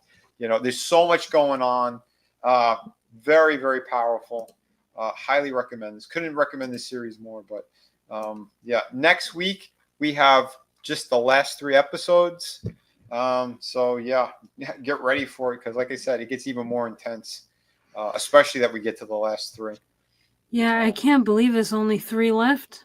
Yeah, especially at this point, because it feels like there's so much more epic story to tell. and don't get me wrong, there is some very powerful things that keep, it's going to happen in those last 3 episodes too. So yeah, they did an amazing job. RR, I'm so happy you jumped in on this too with us. Mm-hmm. But yeah, top-notch writing, animation, music, the total package. Absolutely. The music hits so damn well. Season 1, I think, had way better, more powerful moments with the music. But this one, overall, oh my God, geez. Yeah, they crushed it. They did such a great job.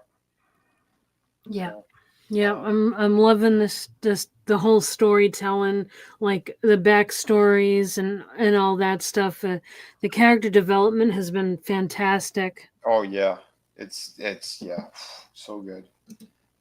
But yeah, like I said, beautiful stuff. Look at that, dude. That image is so great. Mm-hmm. But yeah, like I said, the visuals are so powerful. If you're an artist, if you're anyone who appreciates art and storytelling, by not watching this series, you are doing yourself a disservice. I'll just say that right off the bat.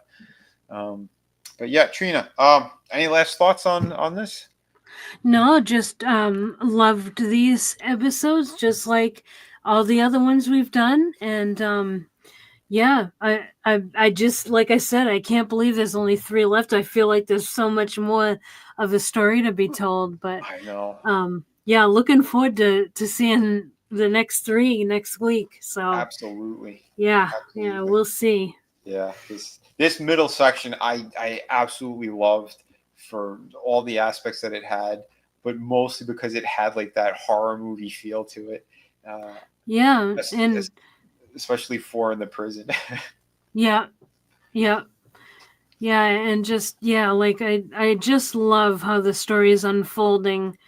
You don't, like, and I don't expect that from something that's animated. I really wasn't expecting such a deep story. I know, it's just you don't see acting this well in regular movies. I know, that's true. They made you care about these characters from top to bottom, and yeah, you really do. Like each one of them, they have their own history, their own lore. Everything's there. Even characters you might despise, like there's you still see a lot of their motive, their purpose, and that's what's great about it. Yeah, absolutely. So beautiful stuff. But yeah, I guess Adam's not going to be coming back. So yeah, Trina, any last things you want to say, or anything you want them to know before we get going? No, just looking forward to next week's wrap up, and I think it's going to be great. I'm looking forward to some amazing writing to go over for next week. And yeah, it's been a blast so far covering these with you guys. Oh, absolutely. I'll try to do the screenshots again as well. I gotta see if I can make time because it took a lot of time to get those. Yeah, I know it takes a long time, but yeah, it's awesome to add that to the stream. It really does add a lot, like to just because we can go over it like when just talking about it, but when you have a screenshot, it just adds a lot more to it. Oh yeah, I'm all right. I'm glad it worked. Good, thank you. Yeah, absolutely. Thank you for doing those. Yeah, I had to because like one, I love to study that type of stuff anyway, and two, yeah, it added so much. You're right. It added a lot to how we covered all this. But again, Trina, I'm so happy you enjoyed this. And yeah, absolutely. Thank you. Yeah, it's going to be a blast to get to the last three too. But on top of that, let the fine folks know what else we're going to be doing coming up soon this week. Well, on Wednesday, Vinny and I will be covering Hannibal. I already forget the episode numbers, but that's Wednesday night at 8 p.m. Eastern on my channel, Real Horror. So yeah, 10 and 11. 10, 11. Thank you. Yes. I always lose track of those. But yeah, that's. Thank you. Yeah, that's been a blast covering that with you. And yeah, looking forward to Wednesday. And of course, over on Etep's channel on Tuesday night is our horror movie review. Actually, not sure yet what movie we're doing, but that is Tuesday at 8:30, like around 8:35 p.m. Eastern, over on Etep's channel. Nice. And I think that's about it for me for next week. Besides, well, you can cover like the toy stream and stuff like that. Mm-hmm. For sure. Trina, thank you so much. This was a blast. Thank you. Yeah. And again, yeah, you, Adam, Tina, RR, everyone else who's watching. I know we got 26 people that are watching, I think, from X and YouTube. Thank you all for joining us. Yeah, thank you so much. I know Fridays like we hit more crazy stuff for sure. Sundays it's kind of a mixed bag. Sometimes we'll cover what's going on in the world. Other times I like to cover like again shit that we really enjoy because like there's a reason why we're doing the YouTubing. It's not just to bitch about things, but we want to enjoy things and talk about the stuff that make us happy or inspire us. And yeah.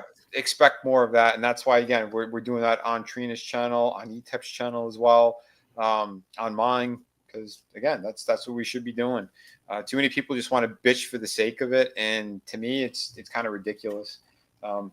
It's hard to find really good things, but when we do, I think it's worth exploring and breaking them down, and because I think it adds to a lot.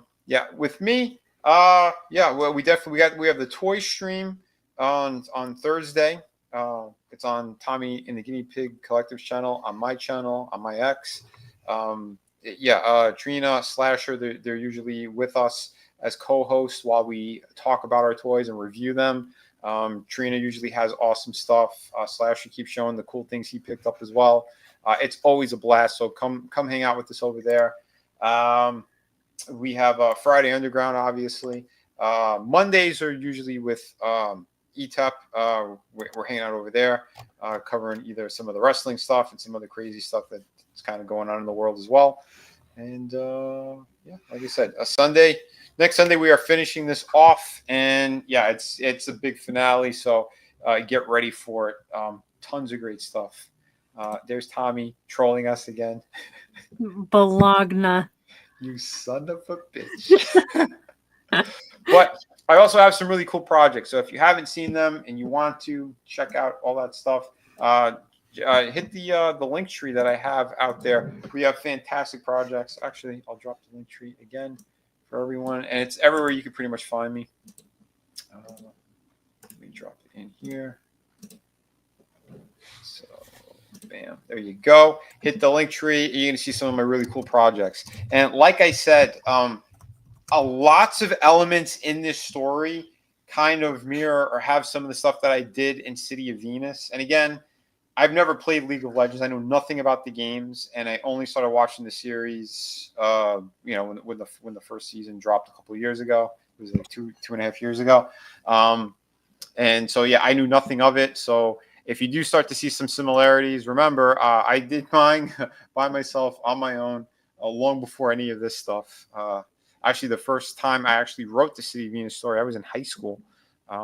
So I modified some things and all that. But, yeah, right now it's the only book you can't get from me. But that's because I'm going to be launching the City of Venus 2. Hopefully, I can't give a time. But it sucks. I can't give a timeline yet. Yeah, don't give a timeline unless you're sure. Yeah, there's a lot of family stuff going on. So, and trying to get other work. So, but rest assured, it's coming. I have a massive amount of it completed already. In fact, I'd like to show you some stuff, but can I do this without getting into too many? I'm in a lot of spoiler territory. God damn it. I could do a close-up of this thing, I guess. I'll show you a real quick look, but just so you can see some of the details, and you'll kind of see a little bit of the similarities of things here-ish, which again, it bummed me out because my designs were first, and so here's a close-up of one of the pages, one of the panels, and there is something that is sort of this failed experiment thing that's in motion, and like I said, the detailing, and there's going to be a lot of sick stuff in this. So, yeah, get ready. Oh, yeah, we got the slasher movie reviews. That's right, on Saturday. How could I forget? We just did it last night. We did The Wanderers, and that was really good. But, yeah, like I said, there's some disturbing stuff you're going to be seeing in this project. Lots of crazy stuff. Tons of detail. I want to show you guys more, but I can't. And the very next page, too, is massive spoiler stuff. It pains me because I really want to show you guys. If I zoom up real close here. All right, this is an extreme close-up. I'll show you something. There's more, again, just to paint you the picture a little bit of another kind of. This is a small area of the page of something getting ripped in half. So nice. Yeah, but like I said, we have a little bit of everything in this project. So, and again, it's an extreme close-up of a full page. But yeah, it's going to be badass, and big surprises in City of Venus 2. Again, it is a way bigger book than the first one. So, but if you want some of my other stuff, like I said, we got the pirate book that's available right now, the hardcover Through the Woods, and the art books. Art books are also available. So click that link that I showed you guys before. Yeah, and if you're on X, you could just click onto my profile, and I have it pinned, all the links to my work and all that great stuff. In fact, yeah, there's one of my art pieces as well. Here's the Punisher. So that's the quality you see in all of my work, every panel, every page. Yeah, it's super high quality stuff. So come check it out. Come support an independent creator who's working his ass off all the time to get you guys amazing quality stuff. None of my projects are massively late like a bunch of those creators. Like, all my stuff has been released on time, and everything ships immediately. So you order it, it goes out next day or same day. So yeah, jump on all that. RR, thank you, brother. Yeah, I'm going to be doing some conventions soon as well. Actually, next month, I should be doing a couple of conventions. I'll give you more updates on that soon. But if you are in the Florida area, specifically Miami, I should be hitting a couple more of those. Something in Boca. Yeah, I'm kind of keeping it local for now, but I might be doing more out-of-state ones again at some point. I got to see how everything kind of goes. But yeah, like I said, money's tight all around, so all the support is most welcome. And yeah, I'll try to get some more fan artwork up there for people and more original artwork. I got a ton of original art already on the campaigns. So yeah, if you go to vinnyart.com, or the if you click the Shadow of the Kraken link, or the art book link rather, the Volume 3 art book link, you'll find more of my original art there. So I think I talked enough tonight, and I need to rest my throat. So everybody, I'm not gonna say anything. thank you so much. I know the outro was too much here. RR, thank you for being here. Tommy, thank you. Papa Cotton, thank you for being here.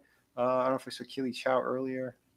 If you were, thank you. Adam, thank you for being here, brother. It sucks when your internet goes out or if you had to get going. Yeah, Keely was in here. We're gonna let Vinny rest his throat. Told that, thank you for being here. I know we're gonna get a bad joke now. Thank you guys. Sometimes I just do it to myself, don't I?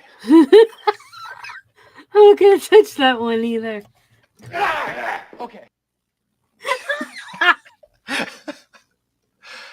Oh, I wanted to show you guys. Yeah, before we get going, I'm going to close out YouTube and then I'll pull up that sequence because it's worth showing. You want to see the prison cell sequence? Anyone down for that? The what? The prison cell. The prison. Yeah, let's do that. Yeah, we'll do that. Let me remove.